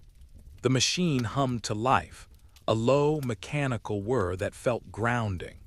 She fed a reel of film into the rollers, the black and white images of old newspapers flickering across the glowing screen. She searched for keywords. UFO, strange visitors, men in black, Unidentified vehicles. Hours passed. The only sound was the clicking of the machine and the distant, muffled thud of a book being closed. Jaye scanned headlines from the 1950s and the early 1960s. She found accounts of lights over the Montauk Lighthouse and a series of strange animal disappearances in the wooded areas of the North Shore. But there was nothing about a man named Princess or a fleet of black Cadillacs. She leaned back, her neck stiff from the effort. She looked out the tall, narrow window next to her desk. The sky was a pale, flat white, and the trees were skeletal fingers reaching toward the clouds. And then her heart skipped a beat. Parked directly across the street from the library entrance was a black Cadillac. It was perfectly clean, despite the salt and mud on every other car on the road. It sat idling, a faint plume of white exhaust curling into the cold air. Jaye couldn't see the driver, but she knew. They weren't hiding anymore. They were letting her know that the library, with all its history and its stone walls, was no sanctuary from the present. She turned back to the screen, her hands trembling. She began to scroll faster, looking for anything, any small detail that might explain why these people were interested in a late-night radio host. She found a small article from 1949, buried on the back page of a local circular.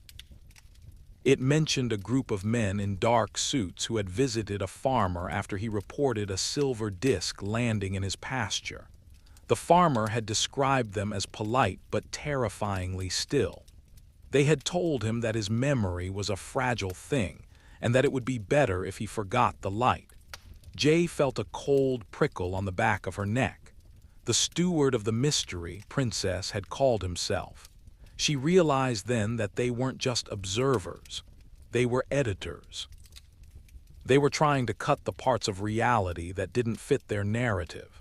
And lately, Jaye's radio show had been providing too much unedited footage of the strange world they lived in. Chapter 6. The Listener in the Static.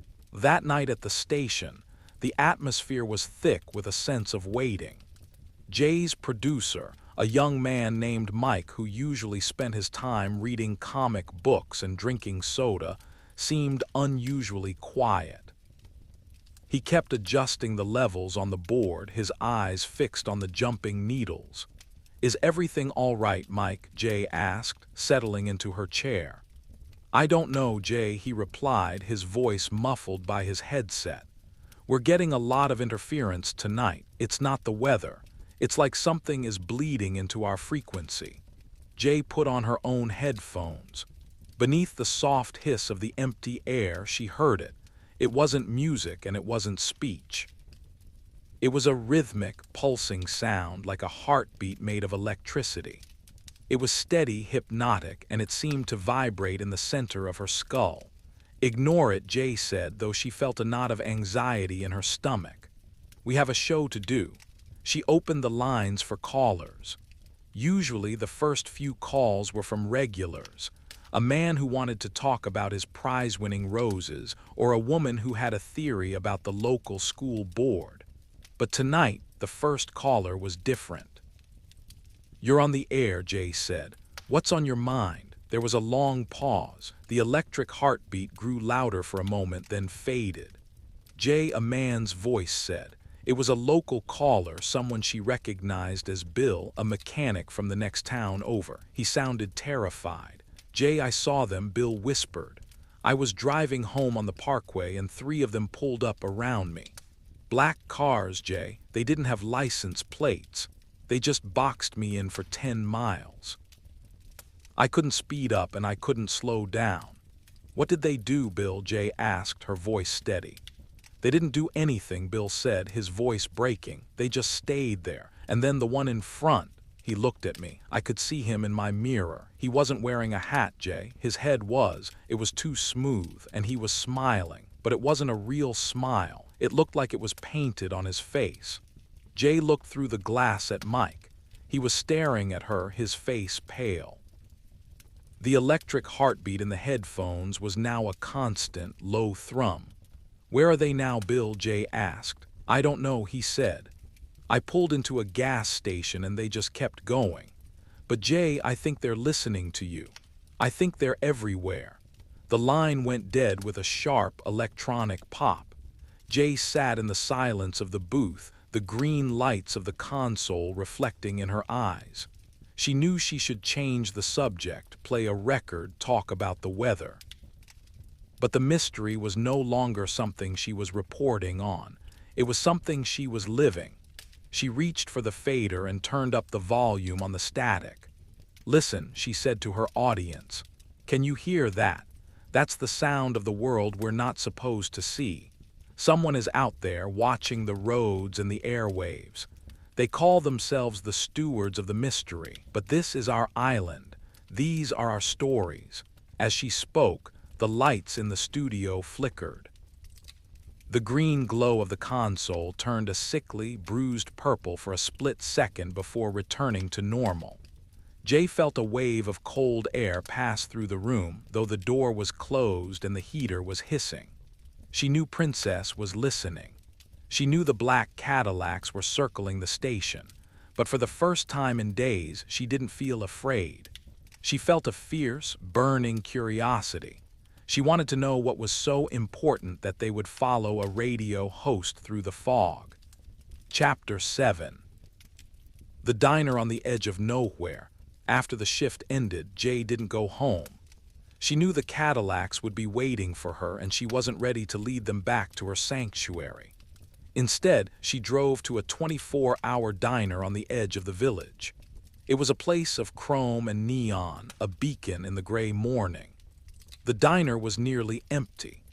A lone trucker sat at the counter, and the waitress, a woman named Dot with a beehive hairdo and a tired smile, was wiping down the tables. Jaye slid into a booth at the very back, where she could see the entire room and the parking lot outside. She ordered a grilled cheese and a cup of coffee. The warmth of the diner was a relief after the biting chill of the station. She watched the steam rise from her mug, the swirling patterns a temporary distraction from the thoughts racing through her mind. A few minutes later, the bell over the door chimed. Jaye looked up, her hand instinctively gripping the edge of the table. It wasn't Princess. It was a man in a rumpled brown suit, looking tired and entirely human. He looked around the diner, his eyes landing on Jaye. He walked over and gestured to the seat across from her. "Mind if I sit?" he asked. His voice was gravelly and kind. Jaye hesitated, then nodded. "Do I know you?"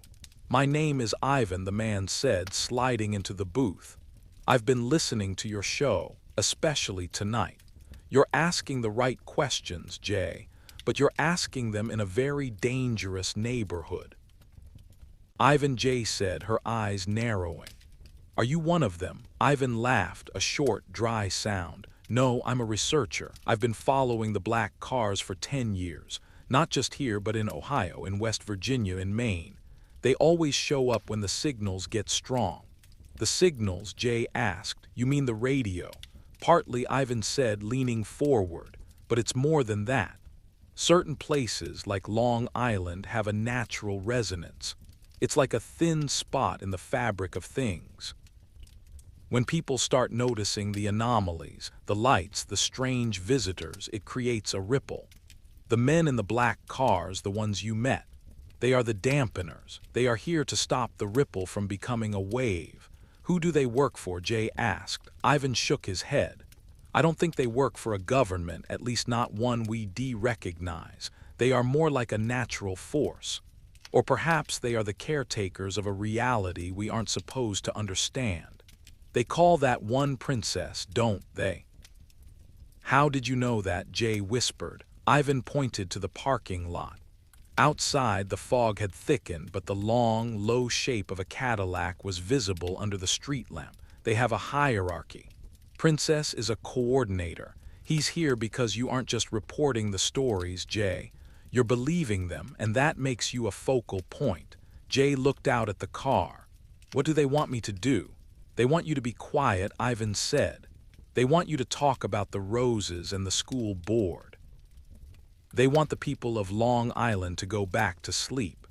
Because when people are awake, the world starts to change, and they like the world exactly as it is. Ivan stood up and placed a small, crumpled card on the table. If you see them again, if they try to take you somewhere, call this number. It's a patch through to a group of us who are watching the watchers. Stay in the light, Jay. And whatever you do, don't stop talking. He walked out of the diner, merging with the gray morning. Jay watched him go, then looked down at the card. It was blank, save for a series of 7 digits written in pencil. She finished her coffee, the liquid cold and bitter. She knew what she had to do. The black Cadillacs were no longer just a threat. They were a challenge. She was a voice in the dark, and she was going to make sure that everyone heard what the silence was trying to hide. Chapter 8. The Whispering Sea. The following Sunday, Jay decided to take a drive to the shore. She needed the rhythm of the ocean to clear her head. The Atlantic in winter was a powerful, brooding thing, its waves a churning gray that matched the sky.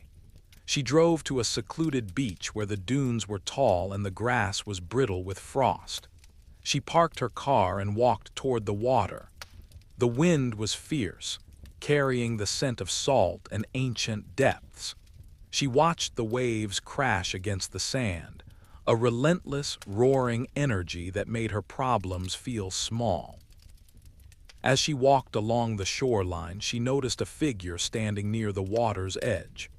Her heart hammered, but she didn't turn back. As she got closer, she saw it was Princess. He was wearing the same ill-fitting suit, but today it looked even more out of place against the wild, natural backdrop of the beach. He was staring out at the horizon, his long, pale fingers interlaced behind his back. He didn't turn when she approached. "The sea is very loud today," he said, his voice easily cutting through the roar of the waves. "It is full of voices that have no words." Jay stood a few feet away from him. "Why are you here, Princess?" "I am enjoying the view," he said, his fixed expression unchanged. "This island is a beautiful place. It is a shame it is so unstable." "Unstable?" Jay asked. "The signals," Princess said, turning to look at her. His unblinking eyes seemed to reflect the gray of the ocean. "You are amplifying the instability. Your voice is like a pebble thrown into a still pond. The ripples are reaching the shore." "Good," Jay said. "People should know what's happening." Princess took a step closer, his jerky movements contrasting with the fluid motion of the waves. "Knowledge is a fire, Jaye P. Paro. If you give it to people who are not prepared, they will burn themselves. We are here to keep the fire contained. We are the ones who hold the matches. You're the ones who are afraid," Jay countered. "You're afraid of what will happen if we stop being confused." Princess tilted his head, a gesture that felt both curious and menacing. "We are not capable of fear," he said. "We are only capable of function, and our function is to maintain the silence. You have been warned. The black cars will not always be so patient." He turned and walked toward the dunes. Jay watched him go, his oversized suit flapping in the wind like the wings of a strange, flightless bird. She noticed that he left no footprints in the wet sand. Where he stepped, the ground remained perfectly smooth, as if he were a ghost passing through the world. She stayed by the ocean for a long time after he was gone. The sun began to dip below the horizon, casting a long, orange glow across the water. She thought about what Ivan had said. She was a focal point. She was the one who could bridge the gap between the silence and the truth. As she walked back to her car, she saw the 3 black Cadillacs parked on the ridge above the beach. They looked like ancient, silent sentinels watching the sunset. Jay climbed into her car and started the engine. She didn't look back. She had a show to prepare for, and she had a lot more than just the weather to talk about. Chapter 9. The Frequency of Truth. The final broadcast of the week was the most listened to show in the station's history. Word had spread through the village and across the island that Jaye P. Paro was going to tell the full story of her visitors. The phone lines were jammed before she even went on the air. Jaye sat in the booth, the manila folder from the library and the card from Ivan resting on the console. She felt a sense of calm that she hadn't felt in weeks. She knew the Cadillacs were outside. She knew Princess was listening. But she also knew that thousands of people were listening with her. "Tonight we are going to talk about the silence," she began, her voice steady and warm. "We are going to talk about the men in the black cars and the man they call Princess. We are going to talk about the things they want us to forget." For the next 3 hours, Jaye read the accounts she had found in the library. She took calls from people who had seen the lights over the water and the shadows on the road. She spoke about the feeling of being watched and the strange, electric heartbeat in the wires. As she spoke, the interference on the radio grew stronger. The rhythmic clicking returned louder than ever before, but Jaye didn't stop. She used the clicking as a beat, speaking over it with a rhythmic, poetic intensity. "They think they own the air," she told her listeners. "They think they can edit our reality, but they are only as powerful as our silence. As long as we keep talking, as long as we keep looking at the sky and the road, they cannot win. This is our island. These are our stories." The studio lights began to pulse in time with the interference. Mike was frantically trying to keep the station on the air, his hands flying over the dials. Jaye could see him through the glass, his face set in a look of grim determination. Suddenly, the front door of the station burst open. Jaye saw 3 men in black suits enter the lobby.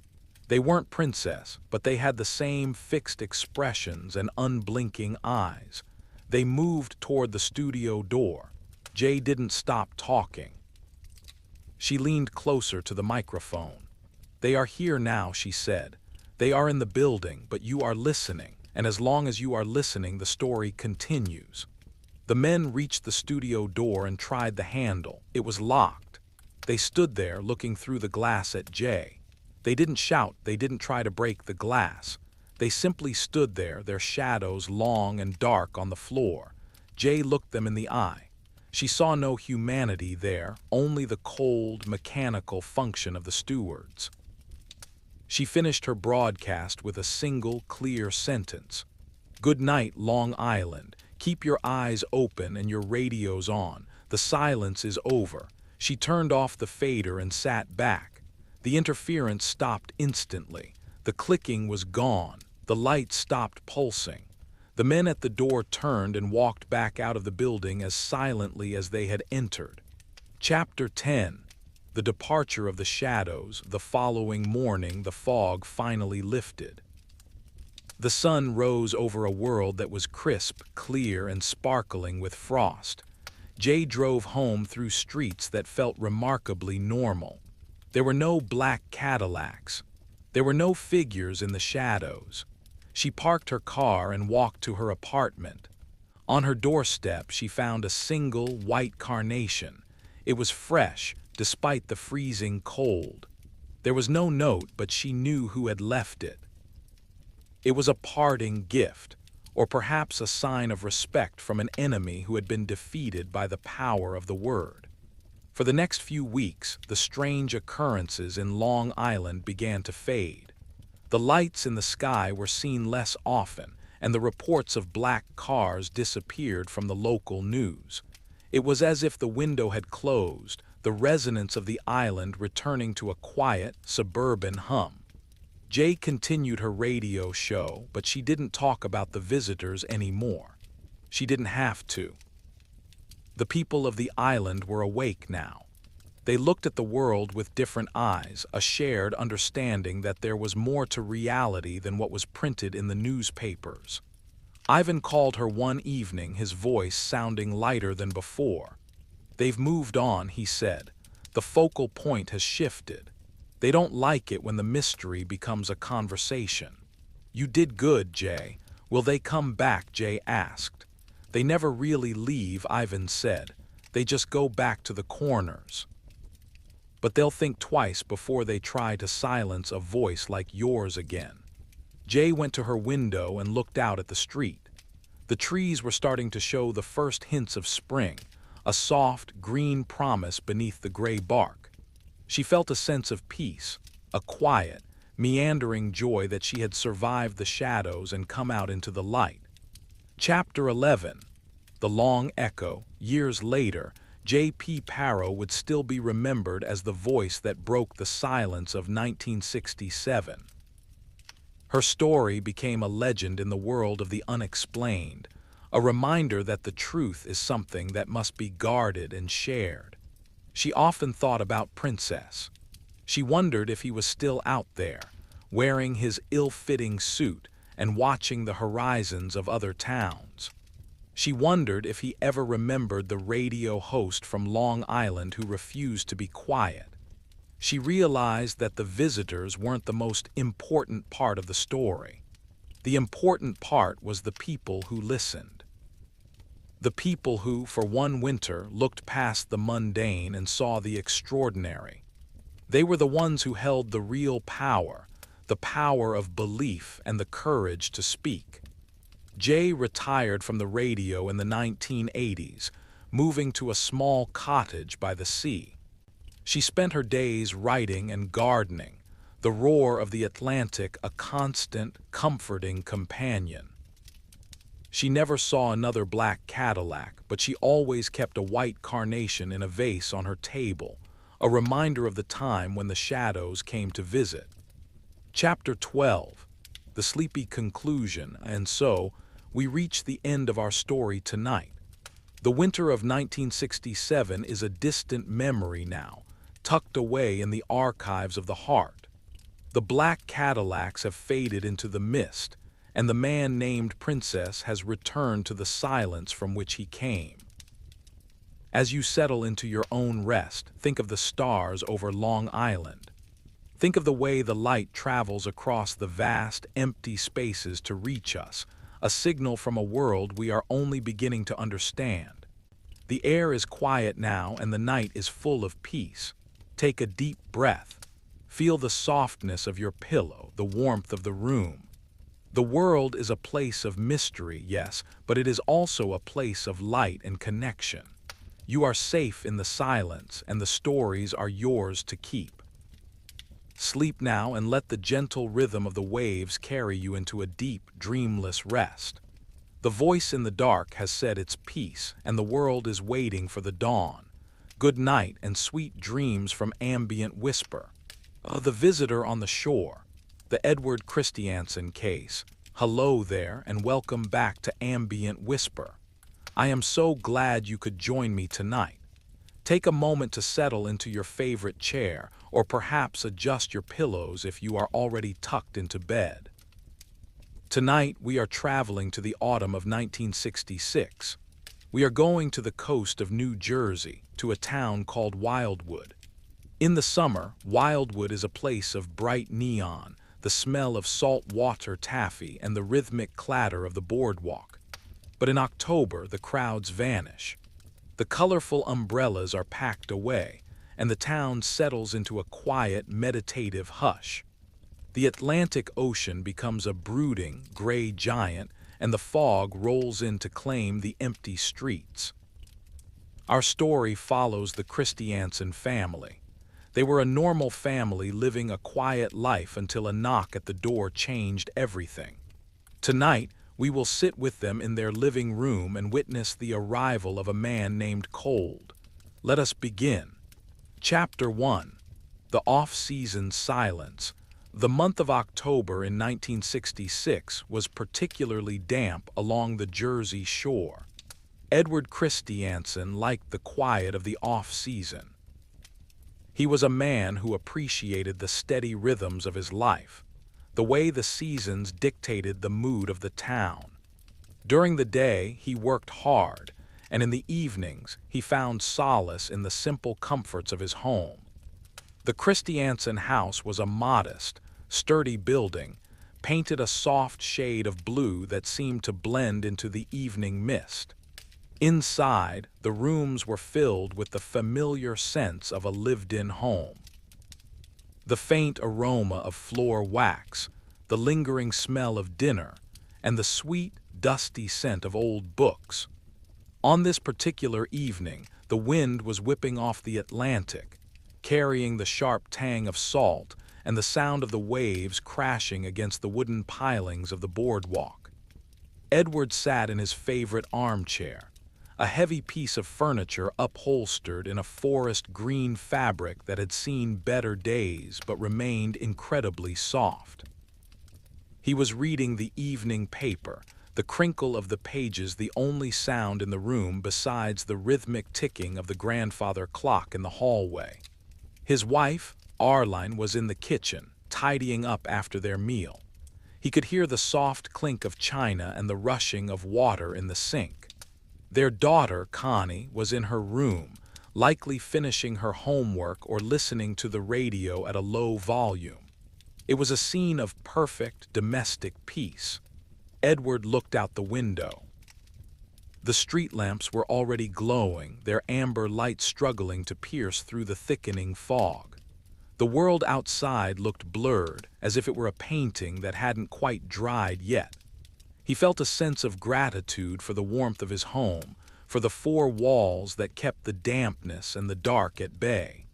He reached for his pipe, which sat on the side table next to a ceramic coaster.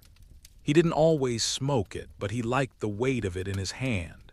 It was a grounding object.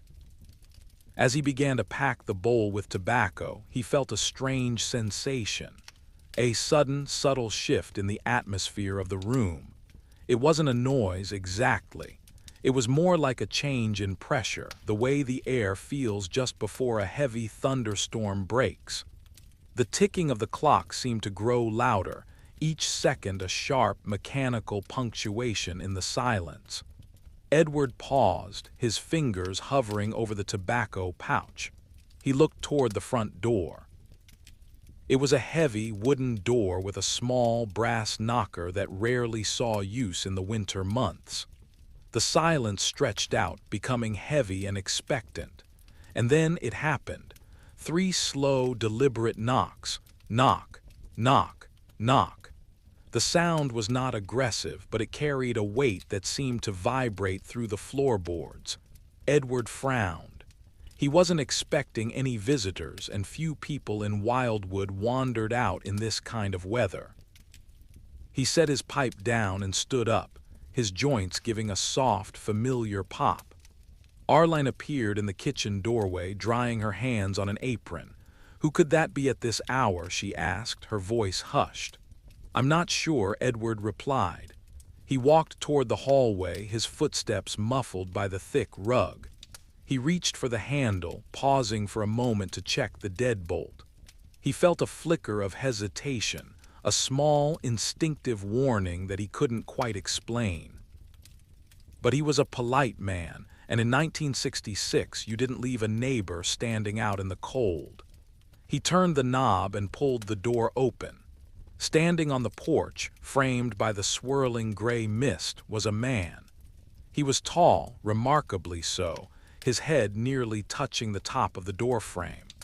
He was dressed in a suit of deep, shimmering black, a material that seemed to catch the light of the hallway in a way that made it look almost wet. He wore no coat, despite the freezing wind, and his hands were tucked neatly into his pockets. But it was his face that stopped Edward's breath. The man was smiling. It was a wide, fixed expression that didn't seem to involve his eyes. His teeth were perfectly white, and his skin had a pale, polished quality, like the surface of a marble statue. "May I come in?" the man asked. His voice was not a voice Edward recognized. It was deep, resonant, and carried a strange, metallic vibration, as if he were speaking through a long, hollow pipe. It wasn't a request so much as a statement of intent. Chapter 2. The man called cold. Edward stepped back, almost involuntarily. The tall man moved into the hallway with a fluid, graceful motion that made no sound. He seemed to glide across the threshold rather than step. As he entered the warmth of the house, the smell of the ocean seemed to follow him. A cold, ozonic scent that made the hair on Edward's arms stand up. Arline stood at the end of the hallway, her hand pressed to her throat. "Edward, who is this?" she whispered. The man turned toward her, his fixed smile never wavering. He inclined his head in a polite, mechanical gesture. "My name is Cold," he said. "I have come to speak with the master of the house." Edward cleared his throat, trying to regain his sense of authority. "I am Edward Christiansen. This is my wife, Arline. What can we do for you, Mr. Cold?" Cold looked around the hallway, his eyes moving with a rapid, bird-like precision. They were large, dark eyes, and Edward realized with a start that the man did not seem to blink. He looked at the wallpaper, the coat rack, and the grandfather clock as if he were cataloging every detail of their existence. "I am interested in your experiences," Cold said. "I have heard that this house is a place where things are seen. Things in the sky." Edward felt a chill that had nothing to do with the open door.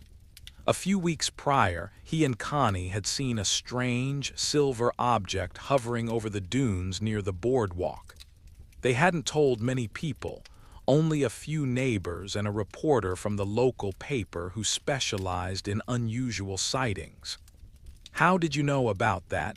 Edward asked, his voice low. Cold didn't answer directly.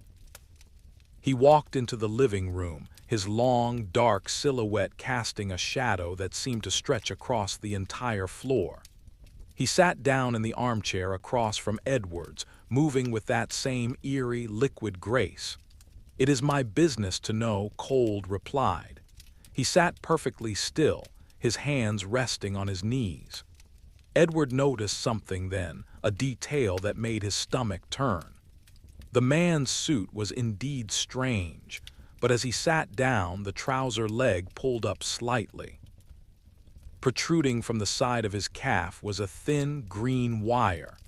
It was tucked into the skin, or perhaps emerging from it, and it ran down into the heel of his black shoe. It looked like a piece of electrical equipment, a stark mechanical intrusion on a human body. Edward stared at the wire, his mind racing. Was this a prosthetic, a medical device? Or was it something else entirely? He looked up at Cold's face, but the man was still smiling, his unblinking eyes fixed on Edward. "It is a comfortable home," Cold said, his voice vibrating in the quiet room. "You have a daughter, Connie." Edward felt a surge of protective anger. "Leave my daughter out of this. Why are you here, really?" Cold tilted his head to the side. "I am here to exchange information," he said. "You have seen the craft. I would like to know what you felt. Was there a sound? Was there a light that stayed in your mind?" Edward found himself unable to look away from the man's eyes. He felt a strange, heavy sensation in his head, as if his thoughts were being pulled toward the visitor. He began to describe the sighting. The way the silver disc had moved without a sound, the way it had pulsed with a soft, blue light before vanishing into the stars. As he spoke, he noticed that Cold wasn't taking notes. He wasn't even nodding. He was simply absorbing the words, his presence filling the room like a physical weight. Arline stayed in the doorway, her eyes darting between Edward and the stranger, her face pale in the light of the floor lamp. The clock struck 9, the deep, brassy chimes echoing through the house. Cold didn't flinch at the sound. He waited for the echoes to die down before he spoke again. "The information is valuable," Cold said. "You are a good witness, Edward Christiansen. You see the world as it is, not as you wish it to be." He stood up then, his tall frame unfolding like a carpenter's rule. He walked toward the window and looked out at the fog. The black suit shimmered in the dim light, and Edward could see the green wire twitching slightly against the man's leg. "It is time for me to go," Cold said, "but I will return. There is more to discuss." "Wait," Edward said, standing up. "Who do you work for? Where do you come from?" Cold turned back, his fixed smile widening just a fraction. "I come from the place where the lights live," he said. "I work for the silence." He walked back into the hallway, his movements silent and effortless. Edward followed him to the door, his heart hammering in his chest. As Cold stepped out onto the porch, the fog seemed to reach out and pull him into its embrace. Edward watched as the tall, black shape disappeared into the mist. He waited for the sound of a car engine, for the crunch of gravel, for any sign of a departure. But there was only the wind and the distant, lonely roar of the sea. Chapter 3. The Lingering Chill. After Cold vanished into the fog, Edward stood at the open door for a long time. The cold air rushed into the hallway, but he didn't feel it. He was focused on the empty space where the man had stood. He looked at the porch boards, expecting to see wet footprints or a stray thread from that shimmering suit. There was nothing. The wood was damp from the mist, but it showed no sign of a visitor.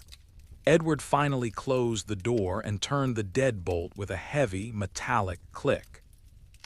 He leaned against the wood, his breath coming in shallow gasps. He felt as though he had just woken up from a dream, but the scent of the ocean and that cold, metallic voice were still vivid in his mind. "Edward," Arline said, coming toward him. "What was that?" "Who was that man?" "I don't know," Edward whispered. He felt a sudden, overwhelming exhaustion. He looked at his hands, which were shaking. "Did you see his leg, Arline? Did you see the wire?" Arline nodded, her eyes wide with fear. "It looked like he was plugged into himself, Edward, and his face. It didn't look like a real face. It looked like a mask." They went back into the living room, but the space no longer felt like theirs. The air felt charged, as if a static electricity were humming in the wallpaper. Edward sat back down in his chair, but he didn't pick up his pipe. He just stared at the empty chair across from him, where the man named Cold had sat with such unnatural stillness. Connie came down the stairs then, her brow furrowed. "Dad, who were you talking to? I heard a voice." It sounded like a radio that wasn't tuned right. Edward looked at his daughter. She was 16, with bright eyes and a quick mind. He didn't want to scare her, but he knew he couldn't hide the truth. "A man came to visit, Connie. A man named Cold. He wanted to talk about the light we saw." Connie sat on the arm of her mother's chair. "Cold," she repeated. "That's a strange name. Was he from the government?" "He didn't say," Edward replied. "He said he came from the place where the lights live." The family sat together in the living room for hours, the only light coming from a single lamp. They spoke in hushed tones, as if they were afraid that the walls might be listening. Edward described the shimmering suit, the unblinking eyes, and the green wire that seemed to be part of the man's very anatomy. As the night wore on, the fear began to settle into a deep, lingering unease. The Christiansens were quiet people, accustomed to the predictable safety of their seaside town. But now, the safety felt like an illusion. They realized that the world was much larger and much stranger than they had ever permitted themselves to believe. The next morning, the sun rose over a wildwood that looked exactly as it had the day before. The fog had lifted, revealing the gray boardwalk and the blue Atlantic. But for Edward, everything looked different. He found himself looking at the people he passed on the street, searching for a tall man in a shimmering suit. He looked at the cars parked along the curb, wondering if any of them belonged to the man called Cold. He went to the police station later that afternoon. He didn't know what he expected the officers to do, but he felt he had to report the incident. He spoke with a sergeant he had known for years, a man named Miller. Miller listened to the story, his expression shifting from curiosity to skepticism. "A man with a wire in his leg, Ed?" he asked, scratching his head. and he said his name was Cold. "I know how it sounds, Miller," Edward said, his voice firm, "but he was in my house. He knew things he shouldn't know. He knew about the sighting."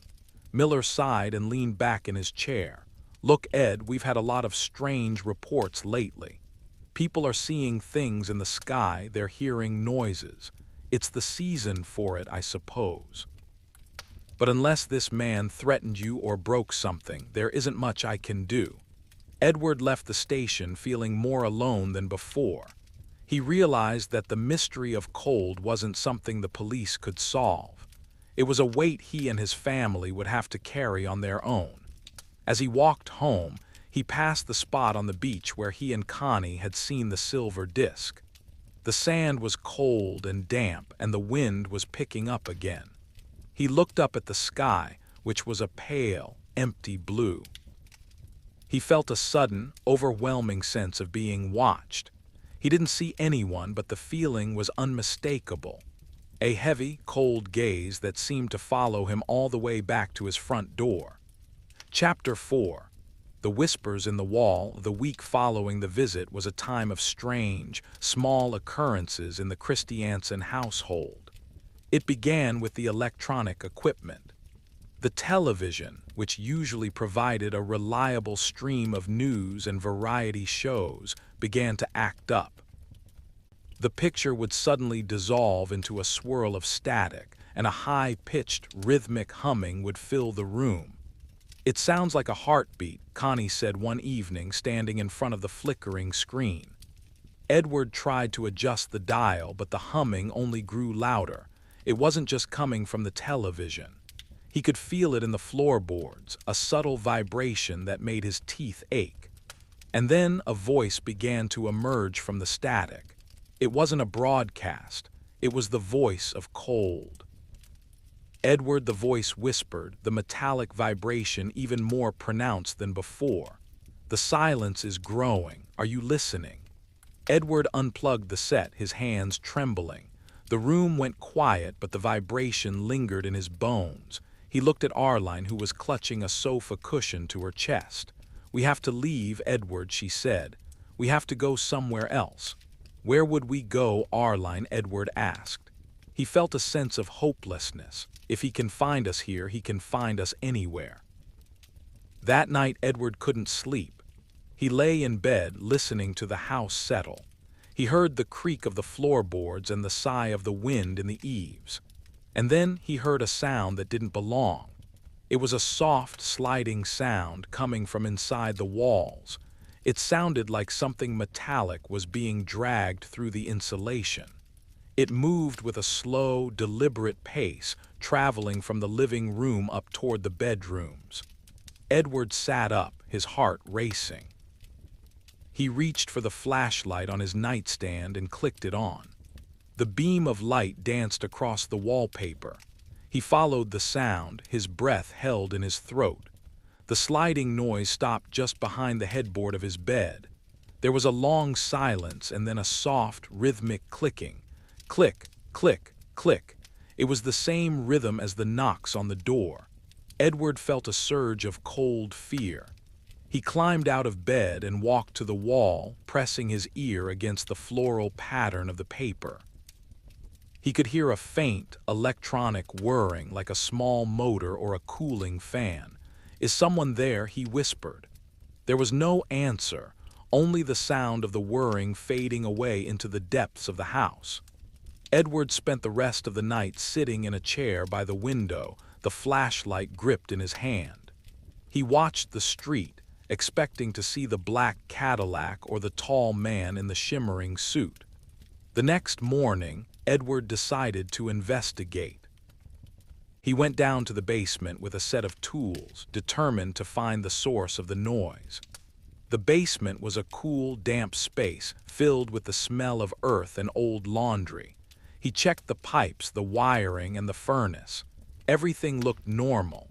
But as he was checking the corner near the foundation, he saw something tucked into a crack in the mortar. It was a thin, green wire, identical to the one he had seen in Cold's leg. It was threaded into the wall, disappearing up into the structure of the house. Edward reached out to touch it, but as his fingers neared the wire, a sharp spark jumped from the metal to his hand. He pulled back, a stinging pain radiating up his arm. The wire seemed to twitch, a serpentine movement that made his stomach churn. He didn't try to touch it again. He ran back upstairs and told Arline what he had found. They stood in the kitchen, the sunlight streaming through the window, but the warmth felt hollow. They realized that the visitor hadn't just come to talk. He had left a part of himself behind. He had turned their home into a part of his own strange, mechanical world. Edward spent the afternoon trying to cut the wire from the outside of the house, but he couldn't find where it emerged. It was as if it existed only within the walls, a parasitic growth that was feeding on the energy of their lives. As the sun began to set, the humming returned. It was louder now, a persistent, throbbing sound that seemed to fill every corner of the house. Edward sat at the kitchen table, his head in his hands. He felt defeated. He was a man who believed in facts and the tangible reality of his tools and his work. But he was facing something that didn't follow the rules of the world he knew. Chapter 5. The Return of the Shadow. On the 10th night after the first visit, the knocks returned. They came at exactly the same time, 9 o'clock. Edward didn't hesitate this time. He didn't wait for Arline to ask who it was. He walked straight to the door and threw it open. Cold was standing there just as before. The mist was even thicker tonight, swirling around his tall frame like a living thing. The shimmering black suit seemed to pulse with a faint internal light, and his fixed smile was even wider. "May I come in?" Cold asked. "You're already in the walls," Edward said, his voice hard. "Why bother with the door?" Cold tilted his head, the green wire on his leg twitching. "The walls are for listening," he said. "The door is for speaking." "I have more questions," Edward Christiansen. He walked past Edward into the living room. This time he didn't sit in the armchair. He stood in the center of the rug, his presence so imposing that the room seemed to shrink around him. Arline and Connie were already there, huddled together on the sofa. "You are worried about the wire," Cold said, his voice vibrating through the floor. "It is a necessary connection, a bridge between your world and mine." "Why us?" Connie asked, her voice trembling but brave. "Why did you choose our house?" "Because you are open," Cold replied, turning his unblinking gaze toward her. "Most people are closed, they see only the surface, but you saw the craft. You felt the resonance. That makes you a part of the network." "The network?" Edward asked. "What network?" "The one that maintains the balance," Cold said. "The one that ensures the silence is not broken. There are those who wish to tell the world about the lights. They are dangerous. They do not understand the cost of the truth." "Are you talking about the reporters?" Edward asked. "Like the one from the paper?" Cold's fixed smile seemed to tighten. "Information must be managed," he said. "It must be kept in the proper channels. You have been talking too much," Edward Christiansen. "You have been sharing your experience with those who do not have the capacity to understand it." "Is that a threat?" Edward asked, stepping forward. "It is an observation," Cold replied. He reached into his pocket and pulled out a small metallic sphere. It was perfectly smooth, and it seemed to absorb the light around it. He held it out toward Edward. "Look into the sphere," Cold commanded. Edward tried to look away, but he found his gaze drawn to the object. As he stared at the polished surface, he saw a reflection of himself, but it was distorted. His face looked pale, his eyes wide and dark. And then the reflection began to change. He saw the silver bridge in Point Pleasant. He saw the lights over Long Island. He saw 1,000 different places, all connected by thin green wires that stretched across the world like a giant electronic web. He saw people in black suits standing in doorways, their fixed smiles reflecting the glow of the spheres. He felt a sudden, overwhelming sense of insignificance. He was just a single point in a vast, cold machine. His life, his family, his home. They were nothing more than components in a system he couldn't begin to comprehend. The sphere began to hum, a high-pitched, agonizing sound that made Edward's vision blur. He felt a sharp pain in his chest and then total darkness. Chapter 6. The Void of the Sphere. When the darkness took Edward, it was not the sudden, jarring snap of a light being extinguished. It was a slow, heavy descent, as if he were being lowered into a deep, warm pool of ink. The sounds of his living room, the ticking clock, Arline's muffled sob, the whistle of the wind, all stretched out until they became a single, low-frequency hum that vibrated in the marrow of his bones. He felt weightless, drifting in a space that was neither cold nor hot but possessed a strange, static density. He began to see things that were not meant for human eyes. He was no longer in Wildwood. He was floating above a landscape of pure geometry, a world of shifting lines and pulsing nodes. The green wires he had seen in his basement were here too, but they were enormous, like glowing arteries stretching across a vast digital plane. They pulsed with a rhythmic emerald light carrying data that felt like whispers against his skin. He saw the Earth, but it looked like a blueprint. He could see the skeletal structures of cities, the hidden currents of the oceans, and the delicate, flickering webs of human thought. And everywhere there were the stewards. They were not men in black suits here. They were pillars of light, tall and unblinking, standing at the intersections of the green wires. They were the regulators, the ones who ensured the flow of information remained within the boundaries they had set. Edward felt a presence beside him. It was cold, though here he had no face, only a core of intense, vibrating silver. "You are seeing the architecture of the silence," the voice said, sounding like 1,000 tuning forks struck at once. "This is the reality you inhabit, Edward Christiansen. The world you see with your eyes is merely the skin. We are the ones who manage the blood." "Why are you showing me this?" Edward thought. He had no voice in this place, only intention. "Because you are a leakage," the silver core replied. "Your observation of the craft created a fissure. The light you saw was not meant to be perceived by a mind like yours. It creates a resonance that disrupts the network. We must seal the breach." Edward looked down at his own hands. They were translucent, shimmering with the same pale light as the wires. He felt a sudden, agonizing sense of homesickness. He wanted the smell of Arline's pot roast. He wanted the rough texture of his favorite chair. He wanted the predictable, messy, beautiful chaos of a human life that didn't follow a blueprint. "I don't want your silence," he projected, a surge of defiance warming his cold, shimmering frame. "I want to remember. I want my family to remember." The silver core pulsed. "Memory is a chaotic variable," it said. "It leads to questions. Questions lead to awareness. And awareness is the death of the system. We cannot allow the system to die." The geometry began to shift.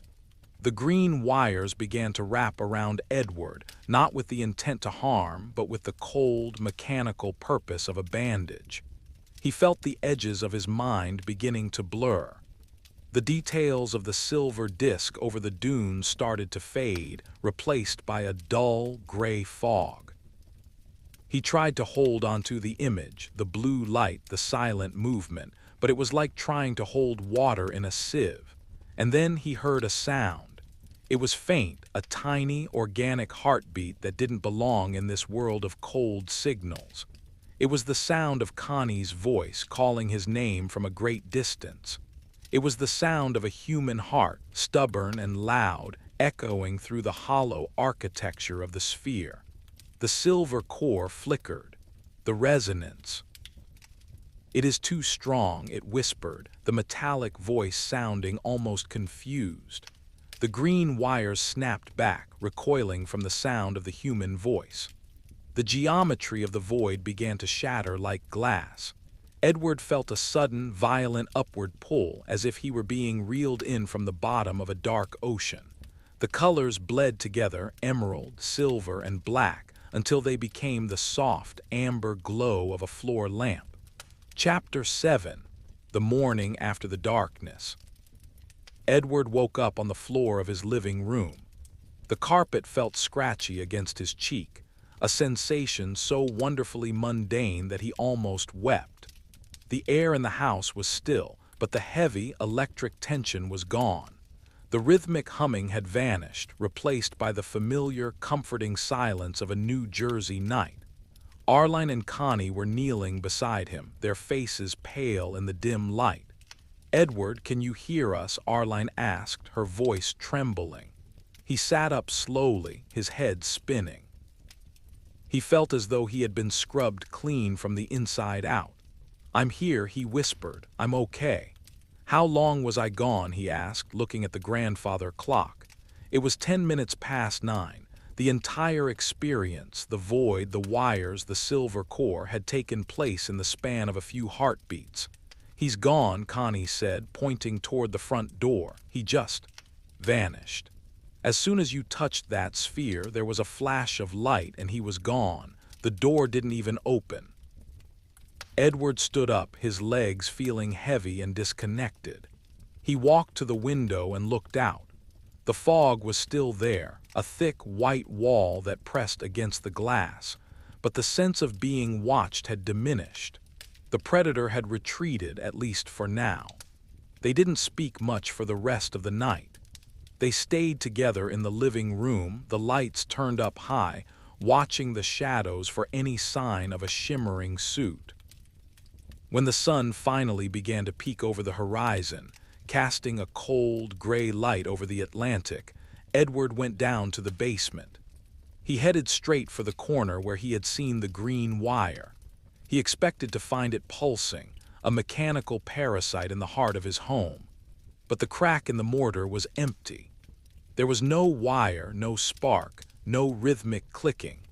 In its place was a small, scorched mark on the concrete, a tiny pockmark that looked like it had been made by a branding iron.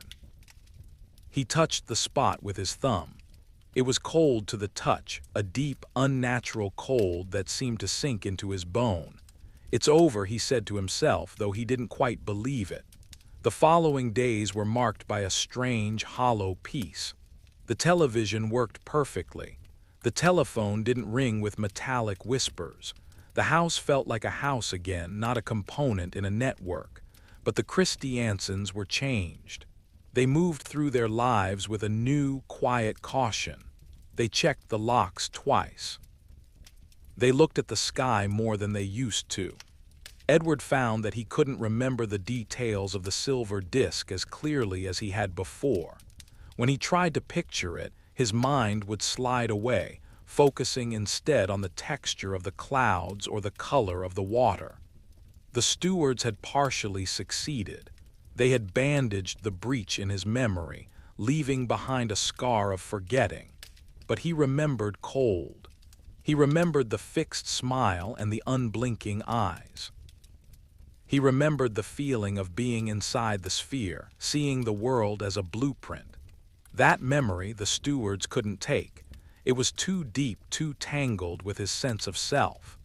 One afternoon, a few weeks later, Edward was sitting on the porch watching the waves. The tourist season was long dead and the boardwalk was a lonely stretch of wood and shadow. He saw a man walking along the dunes, a tall figure in a dark coat. His heart skipped a beat and he gripped the railing of the porch.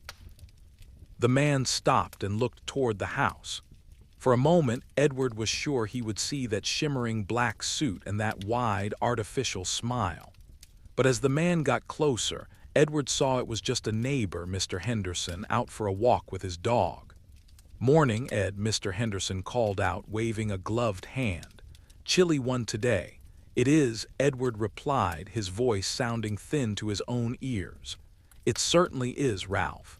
He watched the neighbor walk away, the dog sniffing at the cold sand.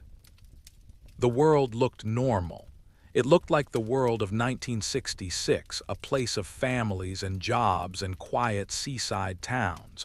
But Edward knew the truth. He knew that beneath the skin of the world, the green wires were still pulsing. He knew that the silence was being managed. And he knew that somewhere in the places where the lights live, a man named Cold was waiting for the next breach. Chapter 8. The Cold Trace.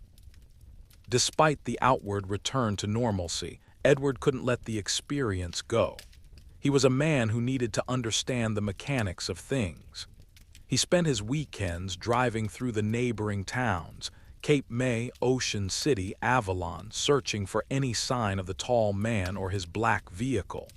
He visited local diners, sitting in the back booths and listening to the gossip of the locals. He heard stories. In a small cafe in Cape May, an elderly fisherman told him about a black ambulance that had been seen driving along the beach at 3 in the morning, making no sound as its tires rolled over the sand. In Ocean City, a woman who worked at the library mentioned a tall, thin man who had come in asking for maps of the local power grids, a man who never blinked and whose suit seemed to shimmer even in the dim light of the stacks. Edward took notes in a small, leather-bound notebook. He was building his own map, a map of the shadows. He realized that Cold wasn't just a visitor to his house. He was a frequent traveler along the Jersey shore. He was a ghost in the machine, moving through the coastal towns with a purpose that was as clear as it was terrifying. One Saturday in November, the air was particularly sharp, carrying the scent of impending snow. Edward was driving along a lonely stretch of road that ran parallel to the marshes. The grass was a dull, rusted brown, swaying in the wind like a field of wheat. He saw a car parked on the shoulder, a long, black sedan that looked familiar. He slowed down, his heart hammering against his ribs. It wasn't a Cadillac, but it had the same polished, predatory look. It was a Lincoln Continental, black as a crow's wing. There was no one inside. Edward pulled over a few yards behind the car and stepped out into the cold. The wind bit at his ears, but he didn't care. He walked toward the Lincoln, his eyes scanning the surrounding marsh. The silence was absolute, broken only by the distant cry of a gull. He reached the car and looked through the window. The interior was pristine, the leather seats looking as though they had never been sat upon. There were no maps, no coffee cups, no signs of human life. But on the dashboard, sitting in the center of the dash, was a small metallic sphere. It was the same object Cold had used in the living room. It sat there, a silent, unblinking eye, reflecting the gray sky and the rusted grass of the marsh. Edward felt a surge of cold fear, but he also felt a grim determination. He reached out and tried the door handle. It was locked. He looked around again, his breath hitching in his throat, and then he saw him. Cold was standing 50 yards away in the middle of the marsh. He was knee-deep in the brackish water, his black suit shimmering against the dull brown of the grass. He wasn't looking at the water. He was looking at Edward. Even at that distance, Edward could see the fixed smile. The man raised a hand, a slow, mechanical wave that felt like a goodbye and a warning all at once. "Go home, Edward Christiansen," the voice whispered in his mind, the metallic vibration shaking his very teeth. "The silence is for your own protection. Do not seek the wires." Cold turned and walked further into the marsh. He didn't splash. He didn't struggle with the mud. He moved with that same liquid grace as if he were walking on a paved road. He walked until the tall grass swallowed him whole, leaving only the wind and the empty black car on the shoulder. Edward didn't wait. He ran back to his car and drove away as fast as the road would allow. He didn't look in the rearview mirror until he reached the safety of the Wildwood city limits. When he finally looked, the road behind him was empty. He never went looking for Cold again. He realized that the man was not someone who could be caught or understood by traditional means. He was a part of the architecture, a guardian of the boundary. To pursue him was to risk being pulled back into the void, to risk losing the precious, messy reality of his human life forever. Chapter 9. The Electronic Ghost.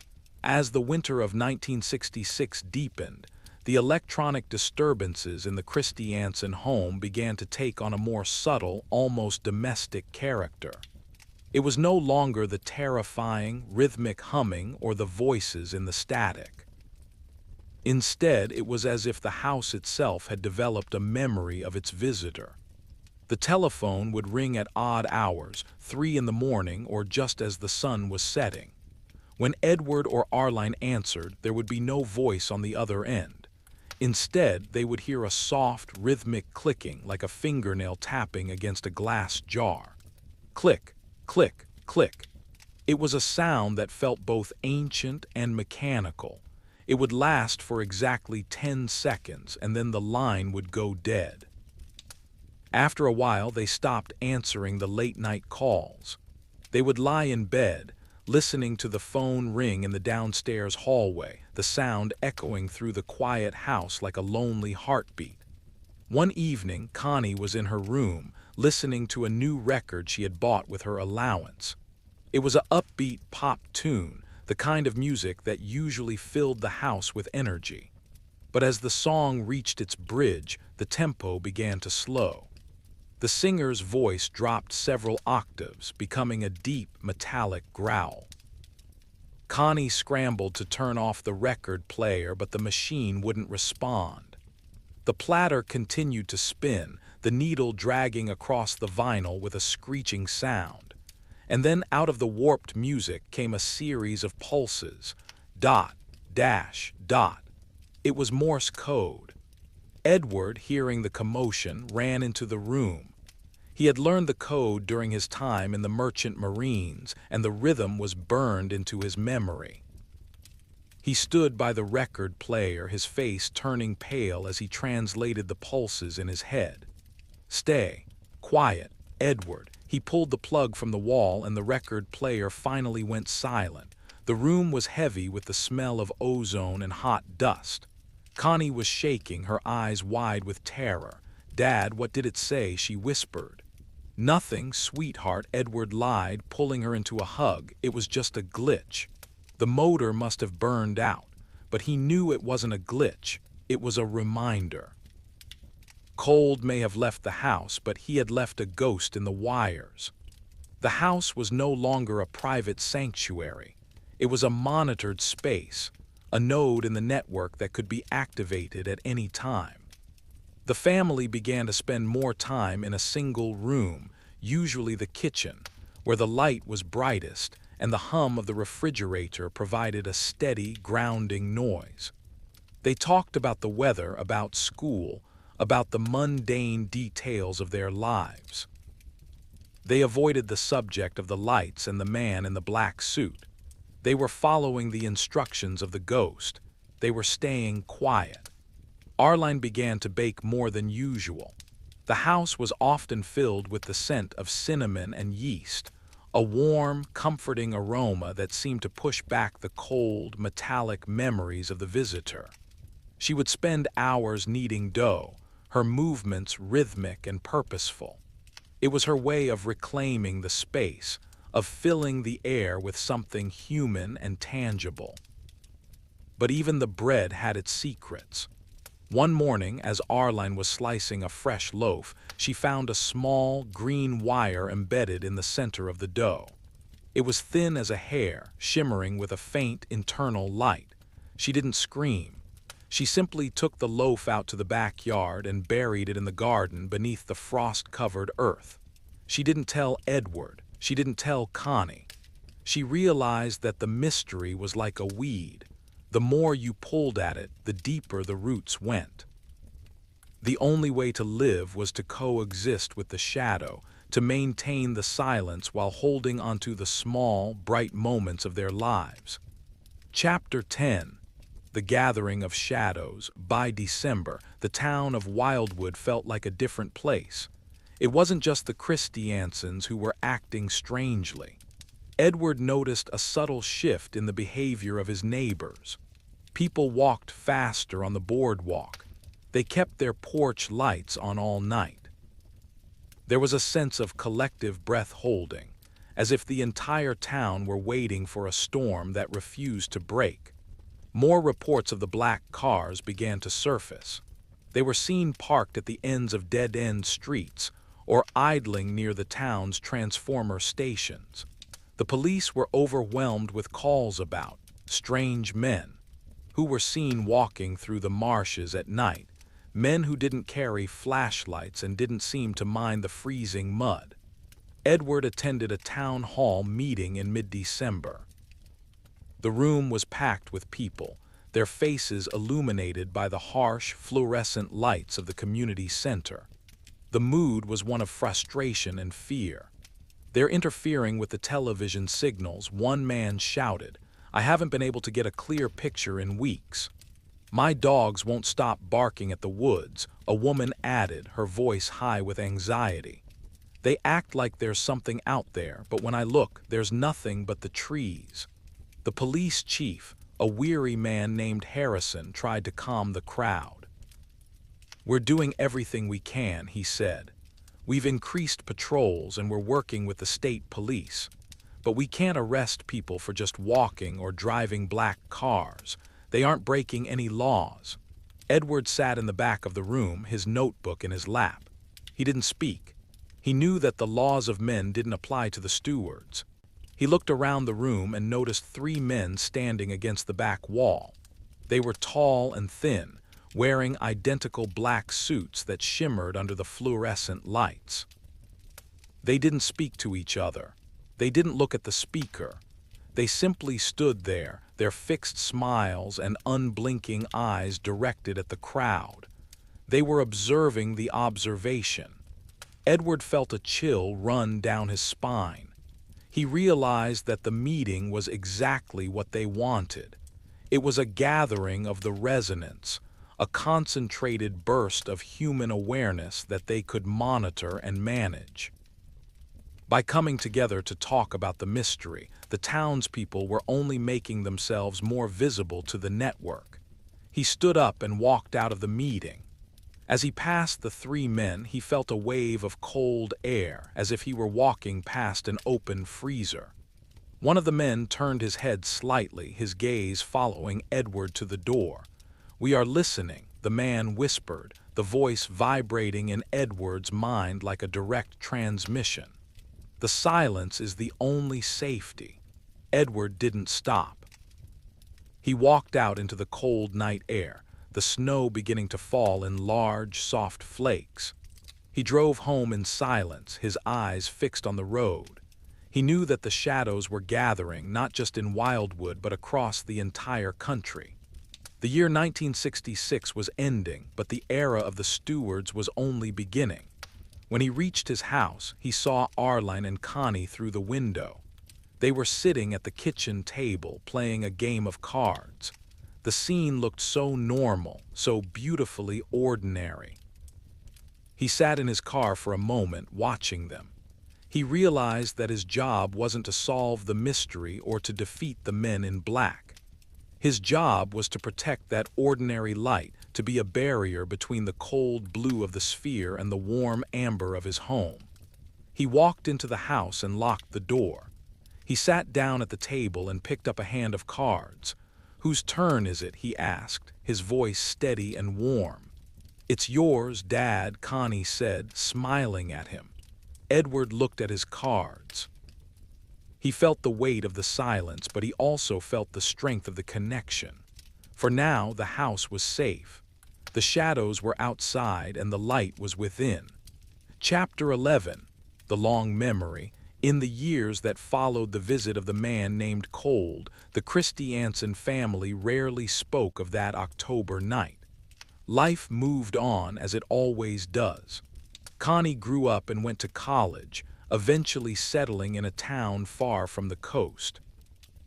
Arline continued her baking, and Edward eventually retired from his job, spending his days tending to his garden and walking along the beach. But the memory was always there, tucked away like a precious, dangerous relic. Edward kept his notebook, though he never added another entry. He kept the small, leather-bound book in a locked drawer in his desk, a testament to a time when the world had revealed its blueprints. He noticed that certain things stayed with him. He could never stand the sound of a rhythmic clicking. He found himself uneasy in rooms with too many fluorescent lights, and every time he saw a tall man in a dark suit, his heart would give a small, instinctive leap. Wildwood returned to being a normal seaside town. The reports of the black cars eventually faded, replaced by the usual stories of summer romances and boardwalk scandals. The silver discs were seen less often, as if the stewards had successfully sealed the breach in the sky. But sometimes, on a cold October evening when the fog was thick and the wind was off the Atlantic, Edward would stand on his porch and look at the marshes. He would think of the Lincoln Continental and the man standing in the brackish water. He would think of the green wires pulsing in the earth. He realized that the silence Cold had spoken of wasn't just about not talking. It was a state of being. It was the way the world was held together, a delicate balance between the known and the unknown. He had been a part of that balance, a witness to the boundary. He grew to appreciate the silence. He found a strange kind of peace in knowing that the world was larger and more complex than most people imagined. It gave his life a sense of depth, a quiet significance that didn't need to be shouted from the rooftops. Before he died in the late 1980s, Edward gave his notebook to Connie. "Don't show this to many people," he told her, his voice a soft rasp, "but don't forget it either. The world is full of stewards, Connie. Just make sure you stay in the light." Connie took the notebook, her fingers tracing the worn leather. She understood. She had seen the light over the dunes, too. She had heard the metallic growl in her record player. She knew that the story of the Christiansen family wasn't just about a strange visitor. It was about the resilience of the human heart in the face of the incomprehensible. Chapter 12. The Sleepy Conclusion. And so, we bring our journey through the autumn of 1966 to a close. The fog has settled over the Jersey shore, and the town of Wildwood is tucked away in its winter sleep. The boardwalk is empty, the neon signs are dark, and the only sound is the rhythmic, eternal lapping of the Atlantic against the shore. The story of Edward Christiansen and the man named Cold is a reminder that there are mysteries that cannot be solved, only lived with. It is a story about the boundaries of our world and the quiet strength it takes to stand at the edge and look into the dark. As you prepare for your own rest, think of the warmth of your own home. Think of the people you love and the small, ordinary moments that make up a life. These are the things that the stewards can never truly manage. These are the things that remain, long after the green wires have faded and the black cars have driven away into the mist. Take a deep breath. Feel the weight of your body against the mattress, the softness of the air in the room. You are safe, you are connected, and you are part of a story that is as vast as the stars and as intimate as a heartbeat. The silence of the night is a kind one now. It is a space for dreams and for rest. Let the echoes of the sea carry you into a peaceful slumber, knowing that the light is always there, even in the deepest shadow. Sleep well and sweet dreams from Ambient Whisper.